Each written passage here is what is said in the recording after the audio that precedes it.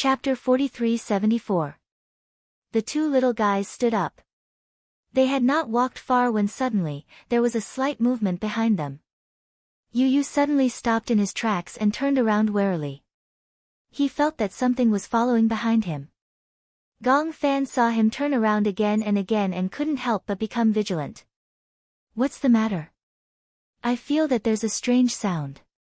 How is that possible? Gong Fan turned around and sized him up. Why didn't I hear it?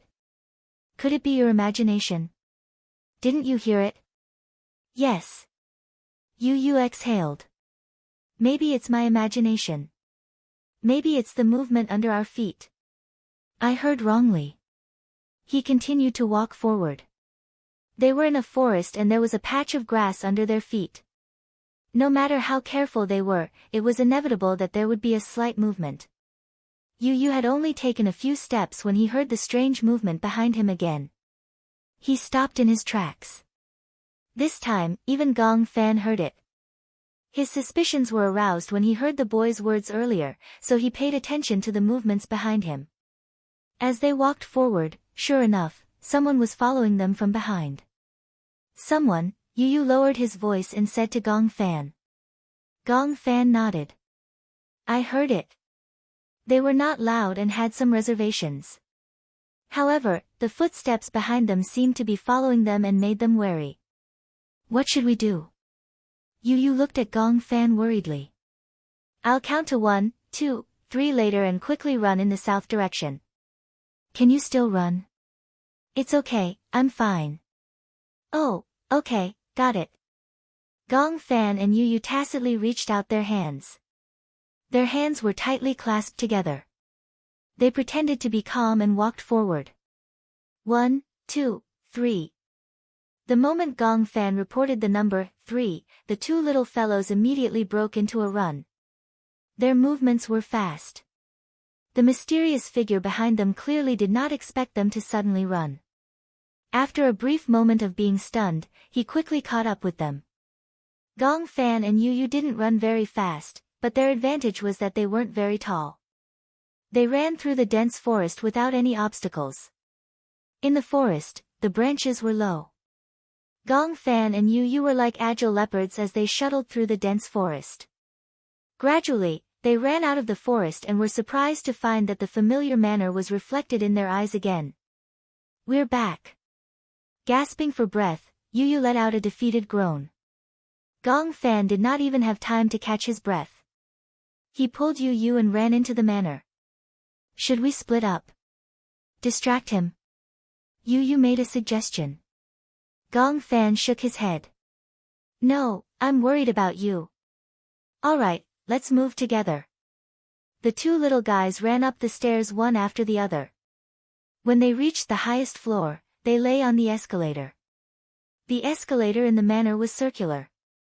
Lying on the escalator, they could clearly see the figure walking up from below. Soon, that person rushed into the manor and followed the footprints to the escalator. Gong Fan's heart skipped a beat. He lifted his feet to take a look. Indeed, there were some mud spots on his feet.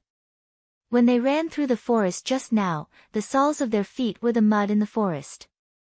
Chapter 43-75. Gong Fan followed his gaze and looked down. He saw that at the bottom of the building, a man was looking upstairs and quickly discovered them. Their gazes met. This man who had followed them all the way here was actually the mysterious man who had fought with them in the hospital. It's him. How could it be him? Could this man have followed them all the way from the hospital? Just as Gong Fan and Yu were still in shock, the man had already caught up with them quickly along the stairs. Gong Fan and Yu exchanged glances. They did not have the time to be emotional. They turned around and groped their way into the rooms one by one. Most of the rooms were locked from the back. Gong Fan and Yu pushed open the doors one by one. However, they suddenly heard another set of footsteps coming from the end of the corridor. Yu looked towards the end of the corridor and saw a blurry figure standing there. It was an ugly girl. She stood at the end of the corridor and saw Gong Fan and Yu. Immediately after, her face, which seemed to have been slashed by a knife, revealed an extremely sinister smile. They are there. Gong Fan and Yu Yu were stunned. This girl seemed to know them. But they had never seen this girl before. At this moment, a young man walked over from beside the girl. And this young man was the one who had killed Shanshan's personality previously. The girl pointed at Gong Fan and Yu Yu and ordered arrogantly, "Kill them." The young man's gaze was sinister as he quickly closed in on them. The girl was still dancing with joy. "Kill them, then we can merge into one and truly occupy this body. Kill them, kill them. What should we do?" There was a wolf in front and a tiger behind. Regardless of whether it was going forward or backward, they had been completely blocked. Yu Yu only felt his scalp go numb. "Yu Yu, here."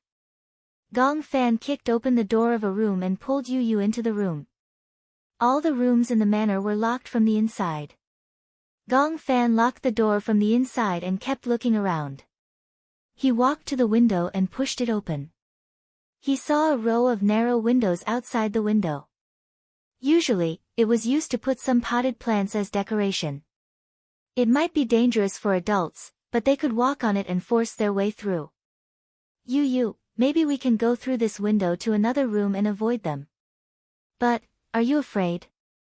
Yu Yu looked out of the window with lingering fear. They were on a very high floor. If they accidentally fell down, they did not know what would happen. At this moment, the door was kicked open with an earth-shattering sound. Yu Yu did not have time to consider so much. "Let's give it a try." "Okay." "Gong Fan, be careful." "Okay, I'll go." Gong Fan was the first to climb out of the window. Yu Yu followed closely behind and climbed out as well. The two of them were just able to stand firmly on the narrow windowsill and carefully made their way to another window. "Do you see it? There's a small flower bed on the floor below. We can jump onto that flower bed first." Gong Fan pointed at him. Yu Yu saw it too. He took a deep breath and jumped down. When Gong Fan saw it, he followed closely behind and jumped down. The two of them had just jumped down from the flower bed when they heard a girl's sharp scream from above. "There there." Chapter 4376. Gong Fan and Yu Yu looked up and saw that the girl and the young man had already broken through the door and thrown themselves in front of the window. "Here, go in from here." The two of them jumped in through an open window. Yu Yu grabbed Gong Fan's hand and ran toward the door. The moment the door was opened, Gong Fan woke up abruptly. He had woken up from his dream. When he opened his eyes, he realized that he was lying on the bed. The first thing he saw was Alice's flustered face. "Yu Yu? Or Gong Fan? I'm awake." Gong Fan sat up immediately and realized that there was not only Alice, Hua Jin, Gong Jia, Luo Manka, and Xiao Yichen in the room. And beside the bed, Yun Shishir was leaning against Mu Yaja, sizing him up in fear. I'm Gong Fan." Gong Fan was still immersed in the nightmare just now and his heart was still palpitating. In the dream, the few of them were still fighting. Why did he wake up at this critical moment? Gong Fan was suddenly at a loss. Yun Shishir opened her mouth and wanted to go up and hug him, but because of Alice's previous warning, she held Mu Yaja's hand and did not move. After her wound healed, she did not care about recuperating and rushed over without stopping. She was worried that if she was a little later, she would not be able to see Gong Fan for the last time. Now that she saw that Gong Fan was fine and safe, she did not dare to breathe a sigh of relief. She was worried that she would really lose Gong Fan before she could comfort him for long. This was really a complicated feeling. Yun Shishir sat down by the bed. "Gong Fan, are you okay?" "Mommy," Gong Fan's eyes turned red when he saw Yun Shishir. He never thought that he would be able to see Yun Shishir and Mu Yaja again. He was filled with emotions. He sniffled and said sadly, "Last time, it really wasn't me. It wasn't me. I didn't do anything to hurt you. Even if others don't believe me, you have to believe me." When Yun Shusher heard this, she felt as if a knife had been twisted in her heart. She held his hand tightly and emphasized, "If mommy didn't believe you, why would I come to see you? Why would I accompany you? How could mommy believe that Gong Fan, whom she dotes on the most, would bear to do something to hurt me?" When Gong Fan heard this, he was relieved. With reddened eyes, he snuggled into Yun Shusher's arms. Even though Yun Shusher's wound had not completely recovered, she did not push Gong Fan away. She hugged him tightly, even if it affected her wound. Alice watched from the side. After hesitating for a while, she had to interrupt them. "I really don't want to disturb your warm moment, but I still have to say something.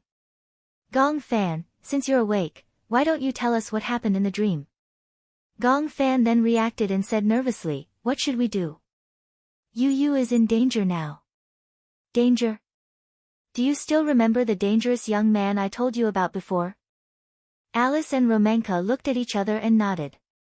"He's not dead yet." "Not dead?" And there was another girl who appeared with him. They seemed to have a clear goal, which was to kill Yu and me. Then, they could replace us and take over our bodies. I guess Yu and I both suspect that he was the one who stabbed mommy. Chapter 43-77. Alice analyzed, "In other words, he has appeared before, but was it only that one time?" "Probably. This personality is a rather violent one." Gong Fan frowned. "Actually, he should have appeared more than once." "Then, what about the other man?" Luo Manka mentioned the most important point. "No matter how powerful that young man is, he might not be a match for that man." Gong Fan shook his head. "Who exactly is that man? What is his motive? Why has he been following me and Yu? We don't even know the reason. It's very mysterious." "Has he hurt you?" "No, he doesn't have the chance." Mu Yaja gently tugged at Yun Shusher and said to her, "Now, let's leave this room first. Alice and this professor should take good care of Gong Fan. We won't be of much help to the child here." "Okay." Yun Shusher nodded hesitantly and left the room quietly with Mu Yaja. When Gong Jie saw this, he also followed them out. Hua Jin also felt that it was not convenient to stay here, so he told Lisa to stay and also left quickly. Outside the room, there was a row of stools. Yun Shusher sat down on the stool with a pale face. Although her wound had barely healed, the deeper wounds were still in the process of healing. Because she had rushed over from afar, it was inevitable that her wound would be affected. After getting off the plane, Yun Shusher insisted on coming over to see Yu despite the jet lag. Mu Yaja couldn't stop her, so he let her go. "Now you've seen that Yu and Gong Fan are fine. You should rest well." Mu Yaja comforted her. Yun Shusher shook her head. "I can't sleep well. If you don't listen, then I won't let you stay." Yun Shusher raised her head and looked at Mu Yaja with tears in her eyes.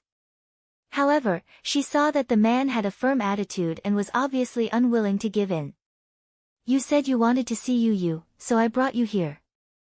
Now that Yu and Gong Fan are safe and sound, if you don't take care of yourself, I will get angry." After their marriage, Mu Yaja and Yun Shusher treated each other with respect, and there was almost no argument between them. Mu Yaja had never been angry with her and always let her do whatever she wanted. This was the first time she had seen anger on his face since they got married. Yun Shusher immediately begged for mercy, "I know I was wrong. All right, I got it. I'll sit here for a while and then go back to rest." Seeing that Yun Shusher was still worried, Gong Jie comforted her, "Sister, I'm here." "What are you afraid of?" Yun Shusher wanted to say something but stopped. Gong Jie probed, "Are you afraid that you won't see Yu or Gong Fan again when you wake up?" Yun Shusher sucked in a deep breath of cold air. Despite her heartache, she nodded. "Yes. Sister, don't be afraid." Gong Jie squatted down in front of her, gently grabbed her hand and kissed her fingertips. "There are so many of us guarding Yu. What are you afraid of? Are you still worried about me? If anything happens, I won't hide it from you." I'll tell you immediately. Now, you can go to sleep in peace, right? Yun Shishir nodded reluctantly. Chapter 4378. Got it. Go and rest in peace. Gong Jie rubbed her head dotingly. Even though Yun Shishir was her sister, this scene would make people who didn't know better think that Gong Jie was the older brother. Yun Shishir smiled. After Mu Yaja and Yun Shishir left, Gong Jie stood guard outside the door. In the room, Alice didn't mince her words. Gong Fan, from what you said, it seems that the situation isn't optimistic. Then, let's adjust the treatment plan. Alice and Romanka sat down by the bed one after another and said with a serious expression, now, we request that if you return to that world, you must kill that young man and that girl by hook or by crook. Also, find the other personalities. If they are bad personalities, kill them directly. Don't leave them alive. Okay. Romanka asked, do you still remember that manor? Gong Fan was stunned. Yes. That manor is the place where the other personalities live. After all the personalities are gone, you must burn that manor down. Then, what about that hospital? Professor Romanka and I agree that that hospital is Yu's original spiritual world. You don't have to care about it. In other words, the hospital represents the main personality, and the manor is the place where the other personalities are born. If we don't care about the manor, then, there will be an endless stream of personalities coming out of the manor. Gong Fan frowned and suddenly realized the seriousness of the matter. He shuddered. But I've been in that manor since I was conscious. That place is like my home. Why didn't I notice anyone else at that time? Alice said, trying to dispel his doubts. At that time, you didn't establish a connection with the other personalities.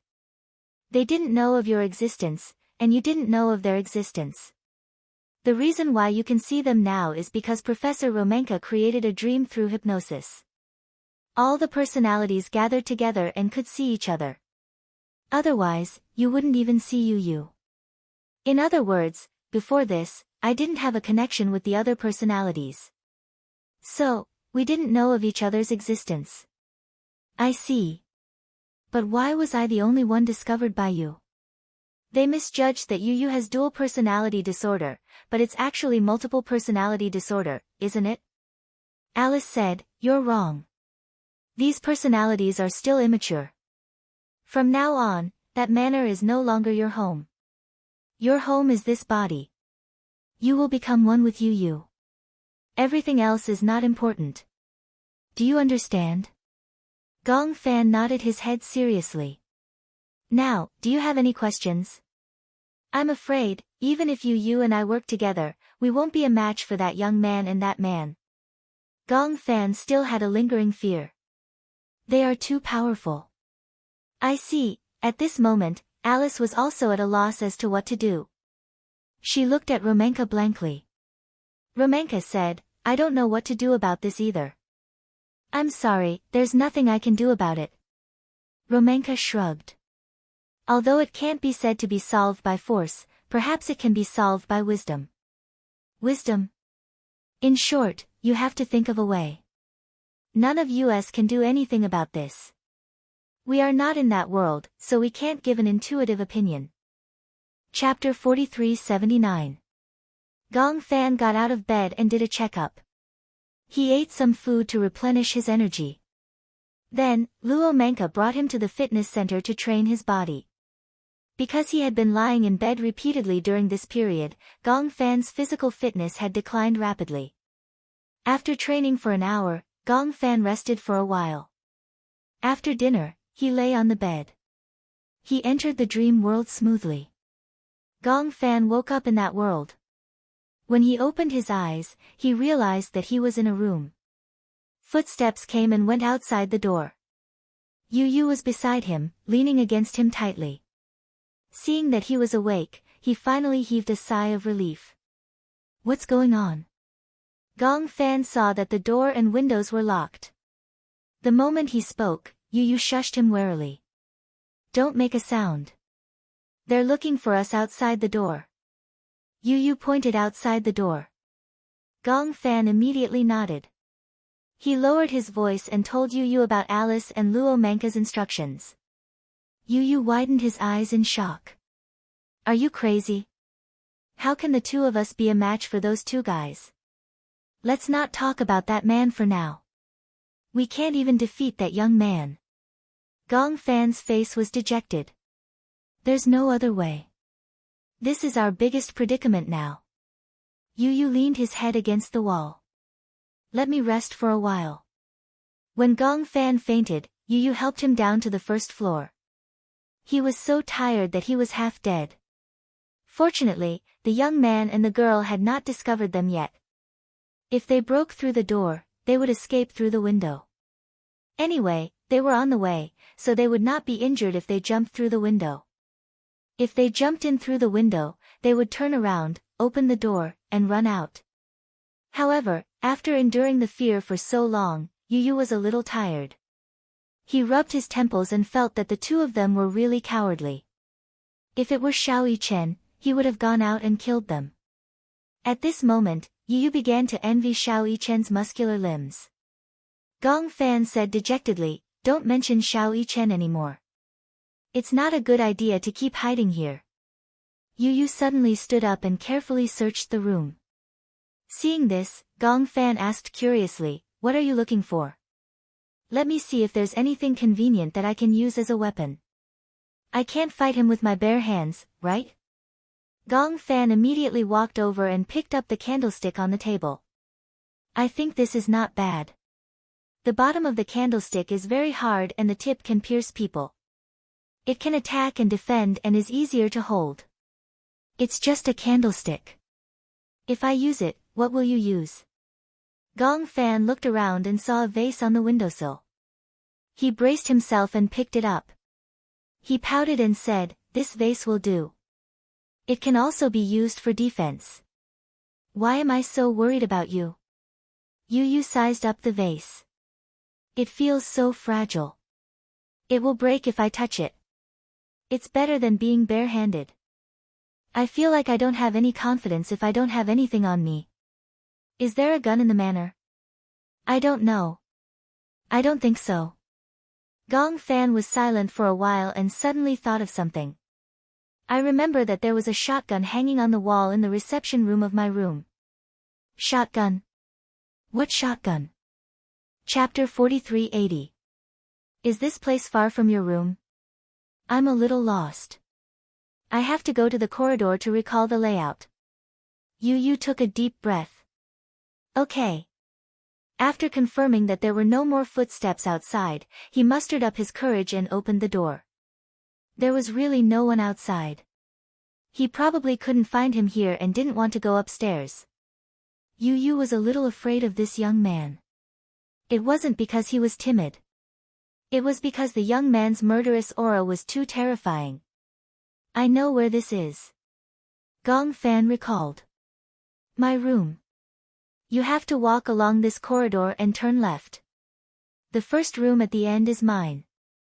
Yu Yu looked around. The empty corridor inevitably gave him a creepy feeling. "This place gives me a bad feeling." As Yu Yu spoke, he said to Gong Fan, "Let's go to your room. What if our footsteps attract attention?" Yu Yu raised his eyebrows. "We can crawl over," Gong Fan said. "Can you be more serious?" "I'm already very serious." Yu Yu smiled and grabbed his shoulder. "Actually, as long as you're here, I'm not so afraid. Anyway, I have you. I'm not alone." Gong Fan's heart couldn't help but be touched, but he didn't show it. Instead, he turned his face away awkwardly, but his eyes narrowed into a smile. The two little fellows tiptoed towards the room where Gong Fan was. They were constantly paying attention to the noises around them. As they were vigilant, they tried their best to tread lightly. Soon, they arrived at Gong Fan's room. As soon as they entered the room, Yu Yu saw the shotgun hanging on the wall. His eyes lit up. "There's really a shotgun." Gong Fan was also relieved, but he was still a little worried. "I don't know if this gun can be used. I always thought it was just a decoration." "Let's try it," At least, it's a deterrent, isn't it? Yu Yu immediately went forward, stepped on the stool, and took the shotgun from the wall. He fiddled with it but couldn't figure out what was going on. He wasn't good with guns, especially shotguns. He didn't even know how to load or change the bullets. Gong Fan said, "This is a shotgun. It doesn't have a long shooting range, but it's very powerful at close range. The bullets of this kind of gun scatter widely, and it shoots out several bullets at once. As long as one or two hit the target, it will be enough to make him suffer. I heard that being shot by a shotgun at close range is explosive damage." "Yes." Gong Jie said, "I've heard from Gong Jie that if the shotgun hits the head at close range, the scene would be spectacular." "Oh, so heavy." Gong Fan immediately walked over and took the shotgun from Yu Yu's hands. He looked at it carefully. There were bullets in the gun, but not many. After checking, he found that the bullets were the more common 12 bullets. The gun was indeed quite heavy. Even Gong Fan found it difficult to carry it. Just as the two little guys were engrossed in studying the shotgun, Gong Fan was the first to feel a murderous aura coming from behind. He turned around abruptly, only to see a figure appear at the door. The youth stood at the door. When he saw the two of them, his eyes lit up. "So you're here." Chapter 43-81. The youth smiled evilly with a carefree expression. "I've been looking for you for a long time." Yu Yu heard the commotion and turned around. When he saw that it was him, he instinctively stretched out his arm and shielded Gong Fan behind him. He warned, "Don't come over." Gong Fan hugged the gun tightly and hurriedly loaded it. He raised the gun and aimed it at him. When the black muzzle was pointed at the youth, the latter was stunned. He was indeed intimidated. He stood where he was and did not move forward. He just looked indifferent. "I was wondering why you stopped running when you saw me. It turns out that you have guns in your hands. However, do you know how to use a gun?" He narrowed his eyes and his tone was extremely disdainful. "Do you dare to kill?" Yu Yu could not help but shudder. Gong Fan gulped and immediately calmed down. "Yes, we haven't killed anyone. However, if you dare to take a step forward, we won't care so much." Yu Yu questioned, "Who exactly are you? What's your name?" "Name?" The youth tilted his head and laughed coldly. "Who do you think we are? We're just orphans." "Names?" "We don't have names. Only you have names." When Yu Yu heard this, he did not think much of it. "What do you mean? What do you mean by orphans?" "We were exiled. No one cares about us at all." "Ha! Isn't that so?" Gong Fan's hand, which was holding the gun, suddenly trembled. Yu Yu took a deep breath and felt his scalp go numb. Now, they should not hesitate to shoot the young man. However, in the face of a living person, perhaps it was not appropriate to call him a person. In the face of a living personality, Gong Fan really did not have the courage to pull the trigger. He felt that it was too cruel to do so. He had never hunted anyone before. It was too cruel to force him and his other personalities to kill each other. Just as he was hesitating, the youth reacted quickly and pounced on Gong Fan like a cheetah. His target was very clear. In fact, Yu Yu was the closest to him. However, he did not pounce on Yu Yu because Gong Fan had a gun in his hand. Naturally, he would deal with the number one threat first before dealing with the rest. Yu Yu exclaimed. She wanted to stop him, but it was too late. The young man pushed Gong Fan to the ground and snatched the gun from his hand. His strength was not something an ordinary person could resist. Gong Fan was completely powerless in front of him. The shotgun fell to the side. When Yu Yu saw it, he rushed forward recklessly and hugged the gun as he rolled around. He no longer cared about the last bit of kindness in his heart and shot the young man in the back. Bang! For Yu Yu, even if it was a shotgun, the recoil was too much for him to handle. The head of the gun tilted, and the bullet hit the wall, forming a hole, and a layer of dust fell off. Oh no! He missed. Yu Yu was so annoyed that he wanted to shoot again, but he didn't know how to load the gun. He was so anxious that he broke out in a cold sweat. The young man was startled. He turned around and stared at Yu Yu with his bloodshot eyes. Without a doubt, this spear had thoroughly infuriated him. To him, Yu Yu's shot was undoubtedly a great provocation. He was provoking him. The youth was about to get up when Gong Fan grabbed his sleeve tightly. Don't hurt him. Chapter 4382. The young man laughed when he heard that. I couldn't tell that you guys are such close brothers. Get lost. He kicked Gong Fan away and walked toward Yu Yu. He was sure that Yu Yu wouldn't know how to load the gun or use it. In addition, he rushed over so quickly that Yu Yu couldn't even react in time. He made a decision subconsciously. No matter what, the gun couldn't land on him. Hence, he threw the gun far away. In the next second, the young man pounced on him like a wolf. Yu Yu was pinned to the ground and a punch landed on his face. Ugh, Yu Yu groaned in pain and stared at him in disbelief. Bam!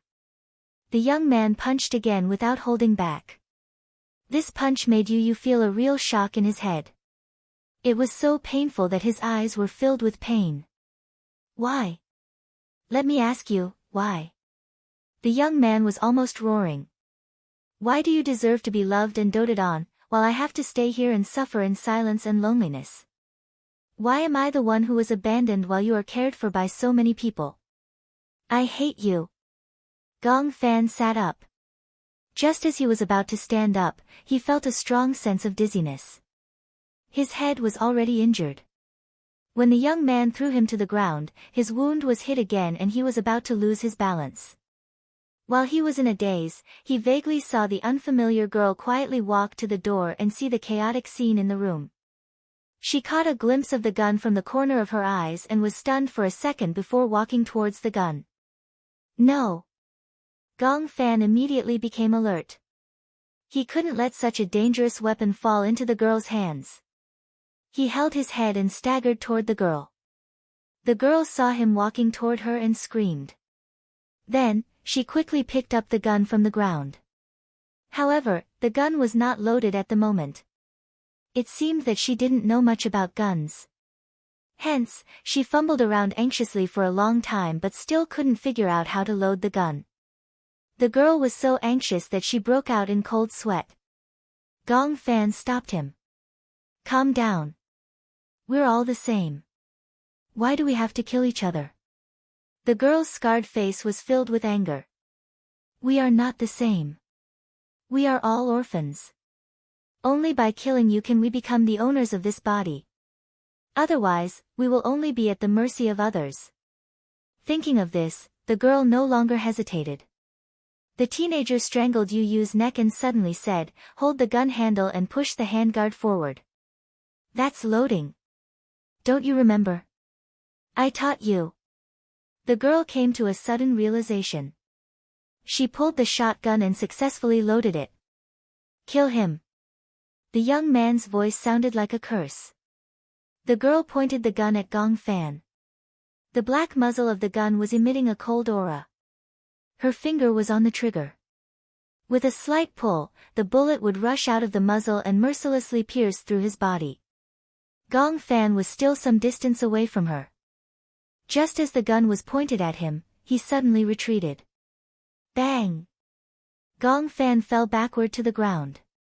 With a burst of sparks, the bullet hit the leather sofa behind him, creating a hole. Chapter 4383. The girl's attention was immediately diverted by this voice. In his confusion, Yu felt that the youth's strength had loosened a little because he was distracted. From the corner of his eye, he saw the man who had been following them all the way rushing in. He felt a sense of despair. Presumably, this man, this young man, and this girl were the same. They all wanted nothing more than to kill him and Gong Fan. However, just as he thought this, he saw the man rush toward the girl and snatch the gun from her hand at lightning speed. He held both ends of the gun with both hands and used his knee to break the gun into two. The man threw the gun aside, grabbed the girl's collar, and threw her out of the door. Seeing this, the youth's heart ached. He roared and pounced on the man. Yu Yu's brain was in a state of hypoxia. The youth suddenly let go and oxygen rushed into his body, causing a moment of dizziness. He fell to the ground weakly and no longer had the ability to control his body. However, Gong Fan still retained a trace of consciousness. He looked at the man in a daze. He did not deal with them immediately. Instead, he fought with the youth. They fought barehanded and the sound of flesh could be heard. Just by listening to the exaggerated sounds of the punches, one could imagine how painful it would be if those fists landed on one's body. The man and the youth were equally numb. It was obvious that they had no reaction to the pain. However, there was a huge difference in physique after all. The youth was even faster and was at a disadvantage. The man knocked him to the ground with a punch. Moreover, his methods were so sharp that the joints of the youth's arms were dislocated. The youth's bones were broken and he cried out in pain. He hugged his arms that were hanging weakly by his side and the veins on his forehead were exposed. "Why are you helping them?" he asked hysterically. Gong Fan was a little stunned. This man wasn't their enemy, but had been silently helping them all this time. Thinking about it carefully, it was indeed not bad. Even though this man was strong, even though this man had been following them from the beginning until now. He had even followed them from corners that they did not notice. However, from the beginning until now, he had not done anything to hurt them. It could be seen that this man's strength was far above the youth's, but he had not hurt them at all. What was going on? "Kill them." The young man panted heavily and said to the man, "Otherwise, we, including you, will never see the light of day again." This was unfair, wasn't it? We didn't even get a good look at that world. Why did he have to live in such a dark corner? We have the right to exist too, don't we? The man listened, his eyes empty for a second. The young man thought that the man was moved and tried again. "Wake up. Even if you help them, they might not be grateful to you. What do you gain from doing this?" The man was stunned. While he was distracted, the young man used the last of his strength to pull out a sharp dagger from his waist belt with his dislocated hand and stabbed it into the man's thigh. Hiss! The man let out a muffled groan and his legs twitched involuntarily. Even though the young man's hand was dislocated and he didn't have much strength, the wound wasn't deep, but it was still painful enough. Chapter 43-84. The man got up from the ground. Enduring the pain, he grabbed the dagger in his leg and pulled it out. In an instant, blood gushed out. Gong Fan was dumbfounded. This man seemed to be saving them. Could this be the sanctioner that Alice was talking about? Or could it be the kind and righteous personality in Yu Yu's body? The youth's hands were dislocated. He kept trying to put his arms back together, but he had no strength left. Both of them were covered in cold sweat. The youth also gave up resisting. He fell to the ground and leaned against the wall, his eyes empty. "Why?" He tilted his head and looked at the man. He was crying and laughing as he muttered, "Why do you want to destroy all my dreams? I just want to live well. Live well. Could it be that this is also wrong?" The man took a deep breath but did not speak. Could it be that he did not know how to speak? Gong Fan was a little suspicious and asked carefully, "Who are you?" Hearing this, the man turned around and looked at him deeply. At that moment, a gentle smile gradually appeared on his cold face. This smile was enough to melt the hardest ice in the world. Gong Fan was stunned. Yu Yu also gradually woke up. The killing in front of him seemed to have come to an end. He opened his mouth and wanted to speak, but the man had already made his move. He walked in front of the girl and gripped her throat tightly with his large palm. The girl slowly woke up from her temporary coma and felt the man's murderous intent. Her hands struggled wildly and her legs kicked wildly. "Don't kill me. I beg you, don't kill me." A trace of helplessness finally appeared in the man's eyes.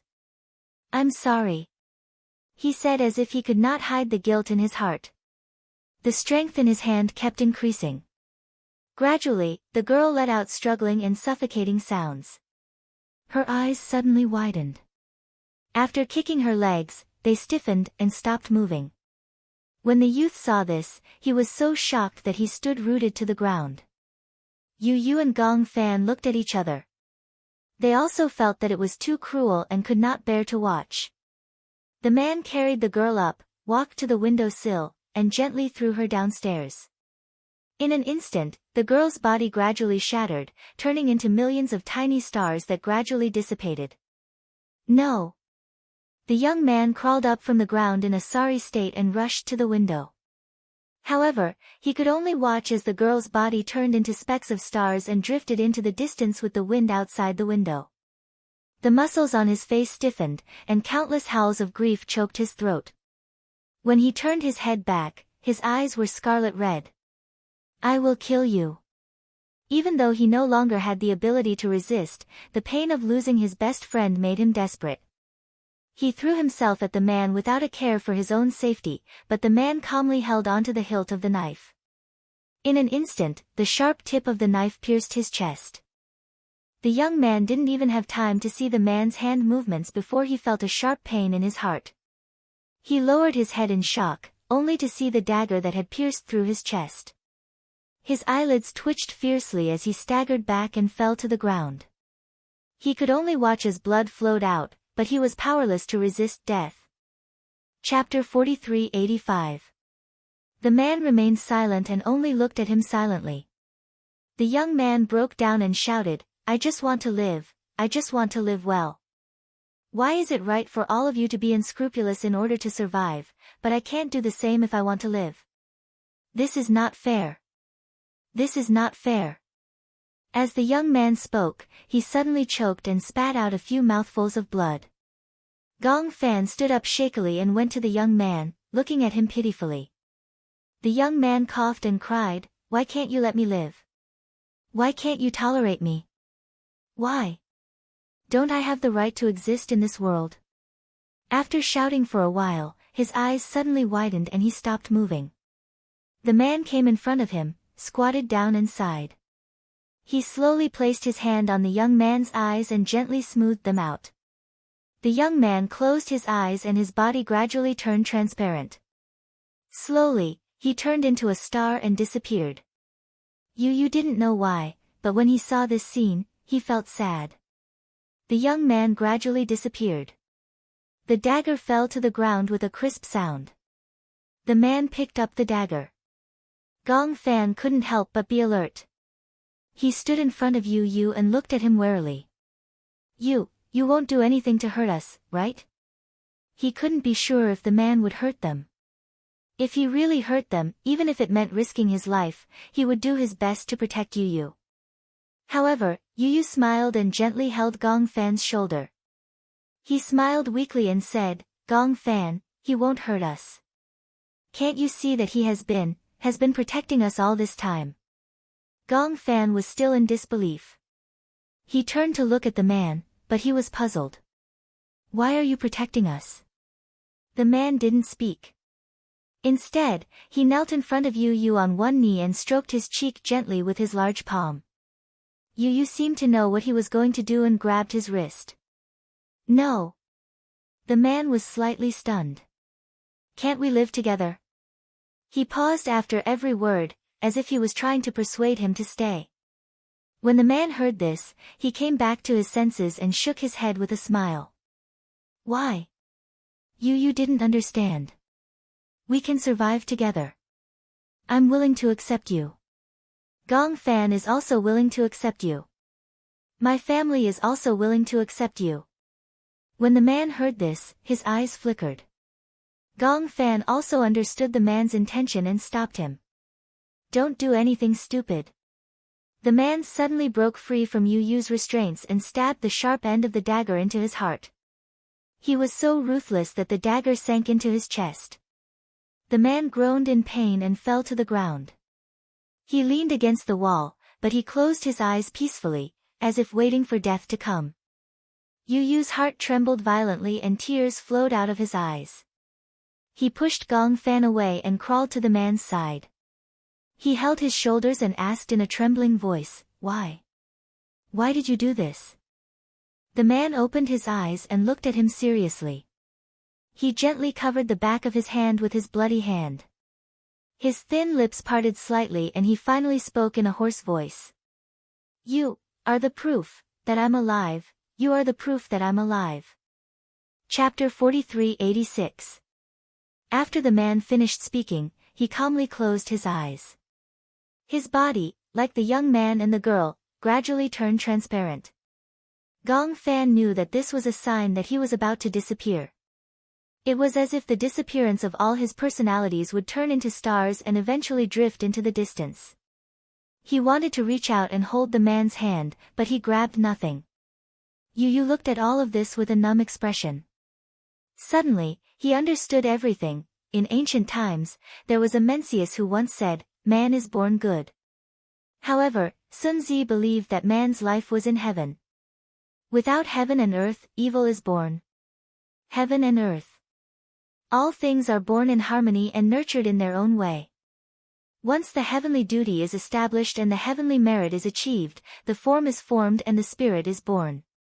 Since man was born from heaven, human feelings were also born from heaven's feelings. Human feelings that were born from heaven's feelings were called nature. Therefore, Sun Zi said, nature is born for a reason. Nature is born naturally. Nature is born naturally. Nature is born naturally. Love is the nature of nature.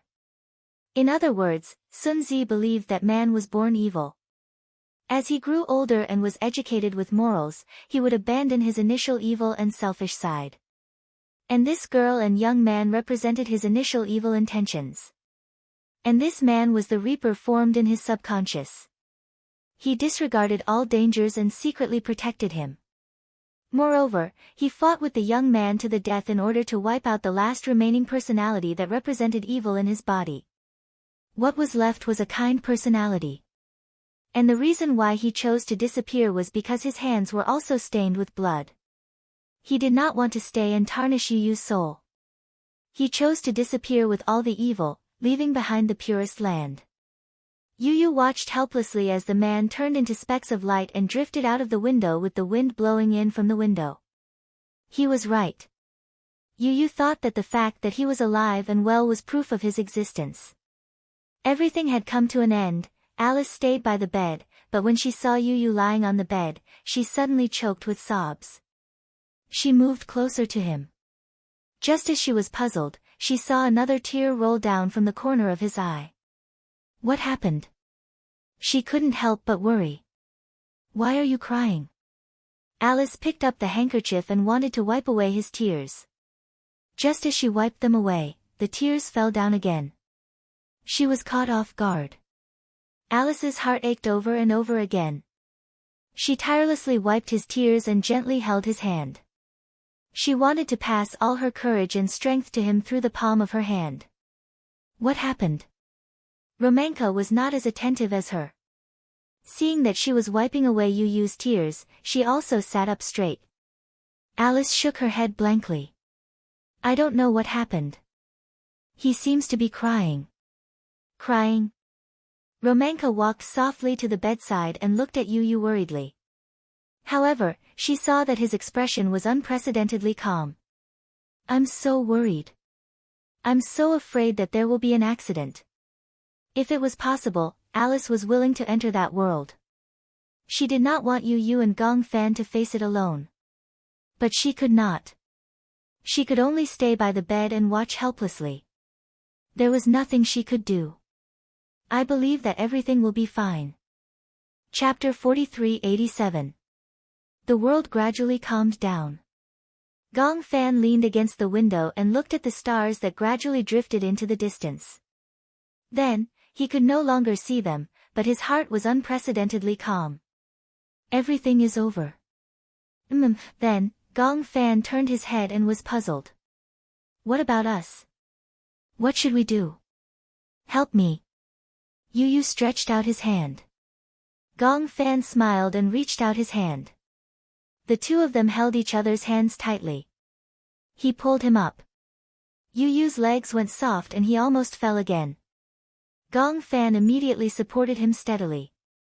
Be careful. Yu Yu finally steadied himself. He looked up and met his eyes. Gong Fan also looked at him calmly. Are you afraid?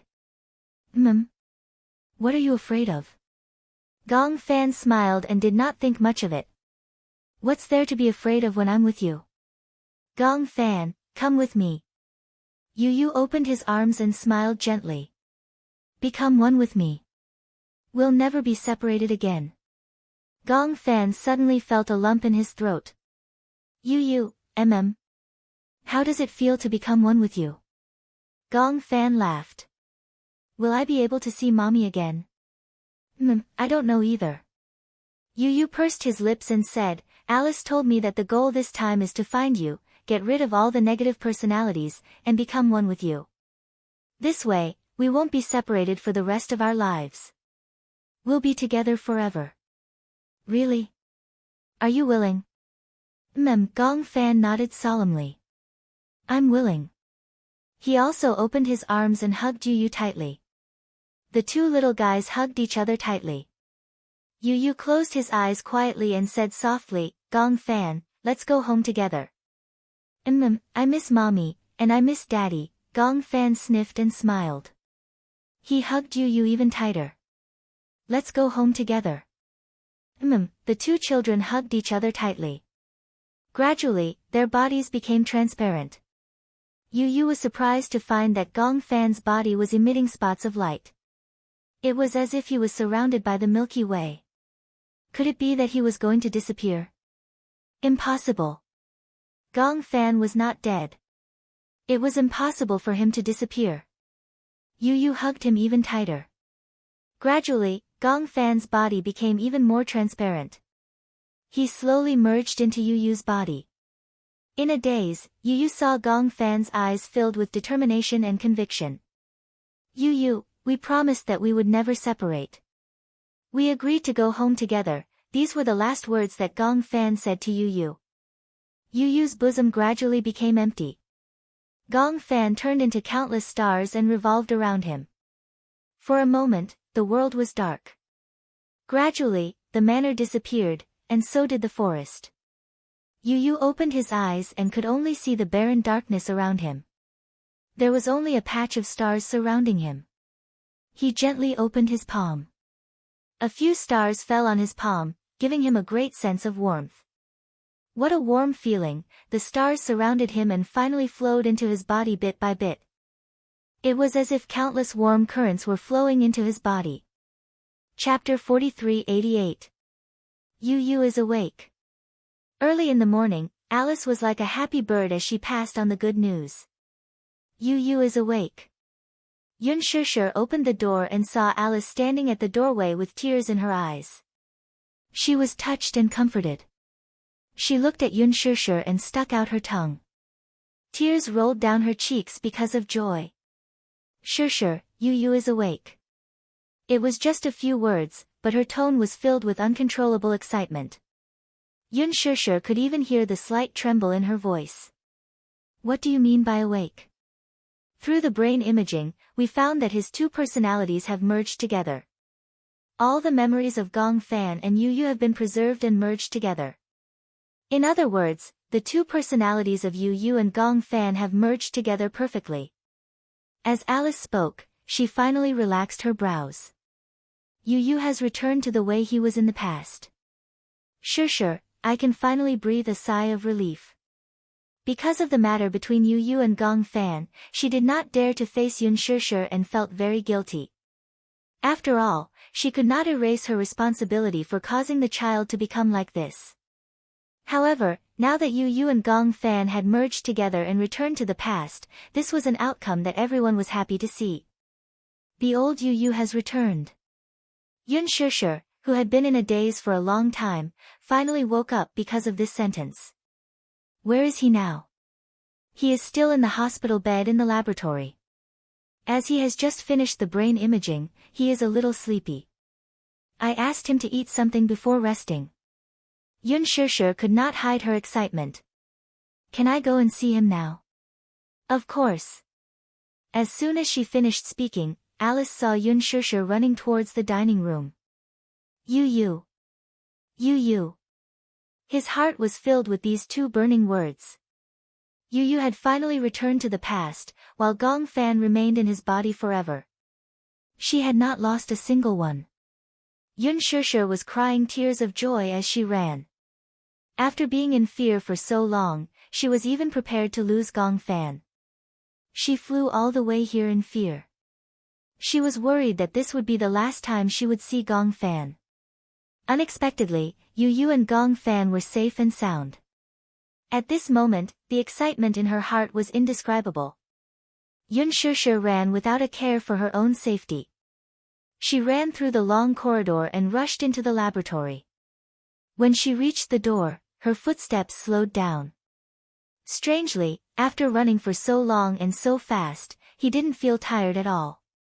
Yun Shusher stood at the door and looked at Yu, who was lying on the bed, looking weak but calmly eating porridge. Her tears fell uncontrollably again. This was the joy of regaining what he had lost, as well as guilt, joy, and all sorts of other complex emotions. Her lips trembled. She resisted the urge to cry and walked to Yu's bedside. Yu's hand that was eating porridge paused.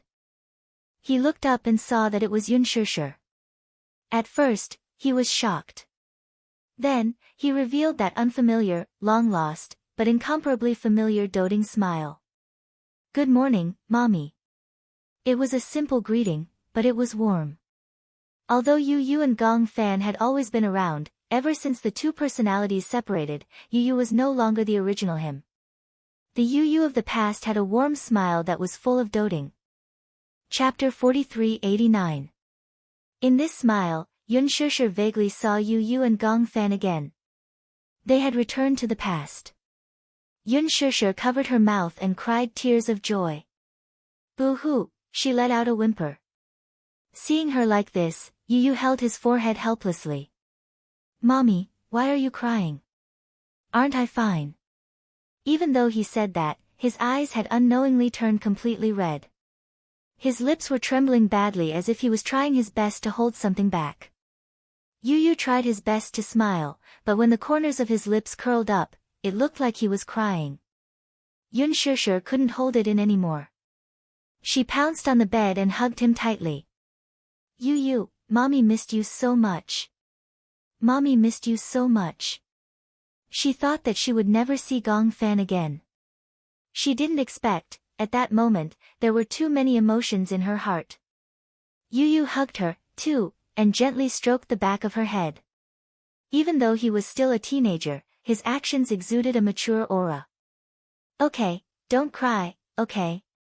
Mommy, I'm sorry to have made you worry. Yu gently patted her face. Then, he gently held her face. Looking at the stream of tears on her face, his heart ached. He lowered his eyelashes, leaned closer to her, and gently kissed away the tears on her face. The intimacy between a mother and son was natural. No one could surpass the bond between her and Yu. This had nothing to do with favoritism. During her most difficult time, she and Yu depended on each other. The two of them were each other's strongest support and reliance. This bond was something that even Gong Jia couldn't surpass. The others also arrived one after another.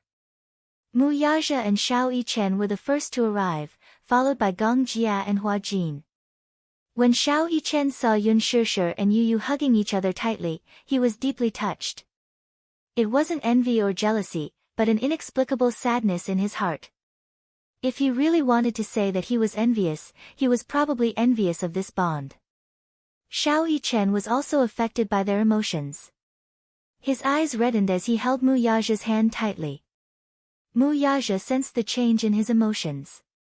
He lowered his head and glanced at him, only to see him staring in the direction of Yun Shusher and Xiao Yichen.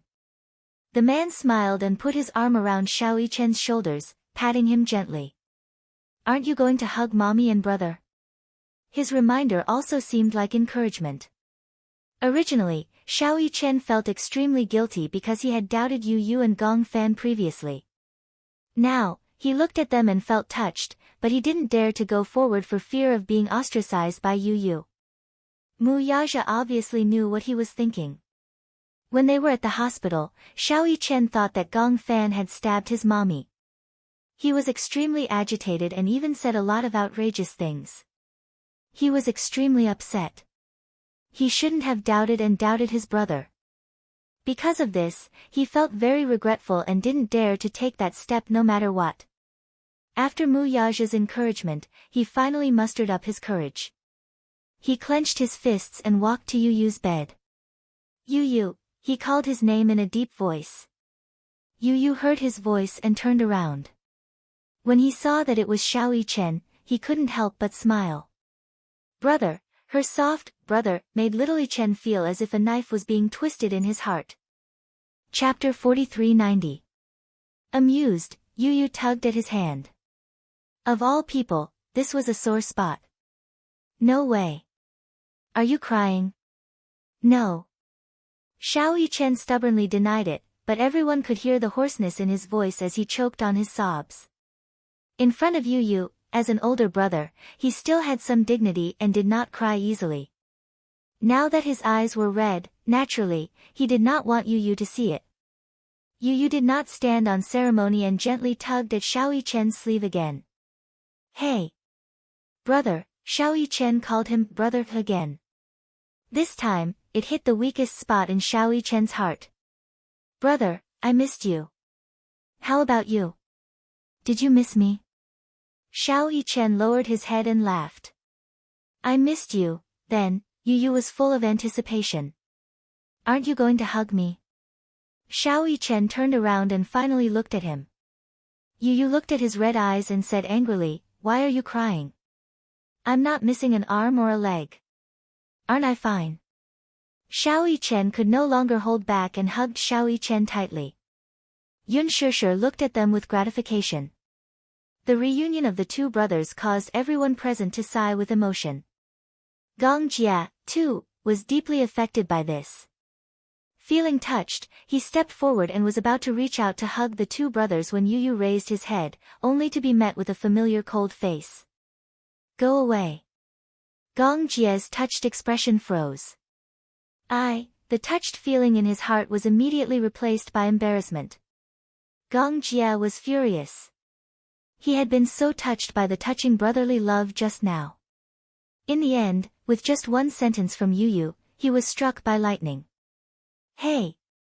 Gong Jia's face was full of resentment. Can't I hug you even if I want to? He even said that he was touched. What a heartless guy. No, go away. Gong Jia became even more suspicious. When did uncle offend you? Do you have to target me like this? Puchi. Xiao Jia, did you do something to offend Yu Yu or Gong Fan? Otherwise, why would he be so against you?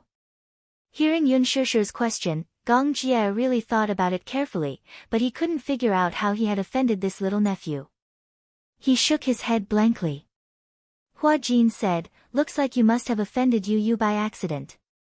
Otherwise, why would she target you and no one else? Gong Jia said angrily, you heartless bastard. Why don't you think about it? Uncle has worked so hard to support your little lover. Little lover? Everyone turned pale with fright. These words were undoubtedly like a stone that caused 1,000 ripples. Alice had just arrived with Natalia. Hearing that, she was caught unprepared and burst into laughter. Ha ha ha. Yu Yu's face instantly turned red when he heard this. What are you talking about? Yun Shishir's interest was piqued. Little lover? What little lover? Gong Jia obviously didn't know that Alice had arrived with Natalia. He said in all seriousness, Sis, you don't know. Back then, it was this good son of yours who cried and begged me to adopt Natalia. Even a ghost could tell that this guy was up to no good. Yun Shishir heard this and opened her mouth in surprise. No way. Yu Yu is still so young. How can he know all this? How can he have his first awakening of love so early? Children these days are all mature early. Yu Yu retorted unhappily, when did I cry and beg? Who was the one who cried and begged me to adopt her? Chapter 4391. Still trying to deny it? Gong Jie snorted coldly. Uncle worked so hard to raise your childhood sweetheart, but you don't appreciate it at all. You even dissed Uncle. Where's your conscience? Yu immediately explained to Yun Shishir. I just felt that Natalia was staying in such a cold and empty hospital, so I felt sorry for her and wanted to help her find a home. Uncle, you're thinking about things you shouldn't be thinking about. Damn pervert. Gong Jie was furious. Who are you calling a damn pervert? Yu rolled his eyes arrogantly. I'm talking about you. Damn pervert. You, Gong Jie pushed Yun Shishir and Xiao Yichen away and rolled up his sleeves. Fine, fine. Yu, we're not done. With that said, Gong Jie angrily reached out to pull Yu's face. Yu's face was very delicate and couldn't withstand his pulling. His face was twisted out of shape by the pulling. Xiao Yichen held back his laughter and pretended to persuade Yu. Uncle, don't bully Yu. Be careful not to damage his face. I'll take responsibility if it damages his face. Yu didn't cry out in pain. He stretched out his hand and wanted to pull Gong Jie's face back. However, Gong Jie's hand was much longer than his. It was easy for him to pull Yu's face, but Yu couldn't grab his face. Yu was flustered and exasperated. Gong Jie. The little guy was so angry that he called out his name. One could imagine how angry he was. Gong Jie was even more amused. He didn't intend to let go. Who told you to call me a damn pervert? I'll give you a chance. Call me uncle and I'll let you go. In your dreams. Then I won't hold back. With that said, Gong Jie exerted more force. Ha ha ha. Everyone was tickled by this. Even Natalia couldn't help but laugh at this scene. Yu had sharp ears and immediately heard her laugh. She turned to look at her and was caught off guard when she saw that she had also come. Let go. He glared fiercely at Gong Jie, as if warning him. Gong Jie also heard that Natalia was coming and immediately sent her away. The uncle and nephew looked at the main character awkwardly. Alright, stop messing around. Yun Shishir advised from the side and clapped her hands. Today is a day worth celebrating. Why don't we think of a way to celebrate? When Gong Jie heard Yun Shishir's words, he also felt that it was a good idea. Uncle, how do you plan to celebrate? Why don't we have a barbecue at the beach? Gong Jie has a collection of rare and precious wines in his wine cellar. Let's take them out today and have a taste. Gong Jie's face was full of regret after being betrayed by Alice. No. Those wines are all antiques. No way. Antiques? Mu Yaja's interest was piqued and he glanced at his brother-in-law. Alice immediately reminded him, it said that he has a bottle of sherry wine from 1775. This wine is very rare and priceless in today's market. Some people will sell it at high prices, but it's all fake. Xiao Jie's bottle of sherry wine, however, is the real deal. When he brought it back, the fragrance was unique. Mu Yaja was in high spirits. Looks like we're in for a treat today. Gong Jie snorted coldly. Don't even think about it. This wine is for me to taste in the future. Don't even think about coveting it. Yun Shishir felt wronged and said, sherry wine from 1775. I've heard of it, but I've never seen it before. Xiao Jie, why don't you take it out and let me see it? Gong Jie was speechless. Chapter 4392. Gong Jie said fiercely, if you want to loot my wine cellar, you'll have to do it over my dead body. 2 hours later. It was dusk by the beach and the waves were rolling. There was barbecue and champagne on the table. On the other side of the table were the hidden wines that Yun Shishir and Mu Yaja had looted from Gong Jie's wine cellar. Gong Jie sat weakly on the beach chair as if he was paralyzed. His eyes were empty and he looked as if he had nothing left to live for. Yu and Xiao Yichen looked at him with heartache, but they didn't know how to comfort him. Yu Yu sighed. So pitiful, Xiao Yichen nodded. Yes, very pitiful. If I hadn't heard from Alice, I wouldn't have known that uncle was so rich. Sherry wine from 1775, pop. Mu Yaja opened the cork of the sherry wine. The captivating aroma was carried by the sea breeze to Gong Jie.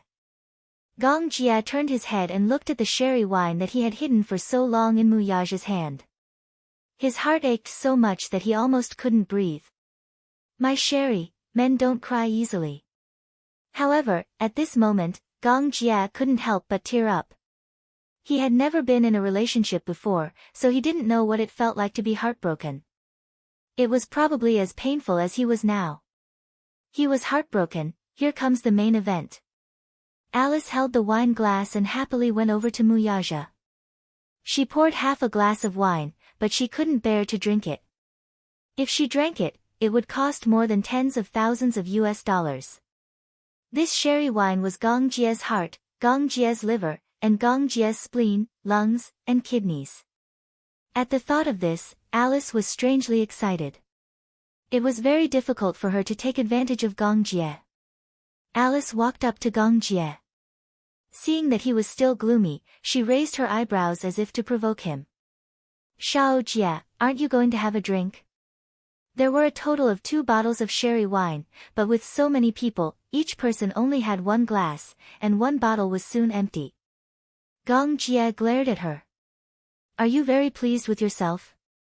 To be able to taste Shirley wine while I'm still alive, of course I'm proud.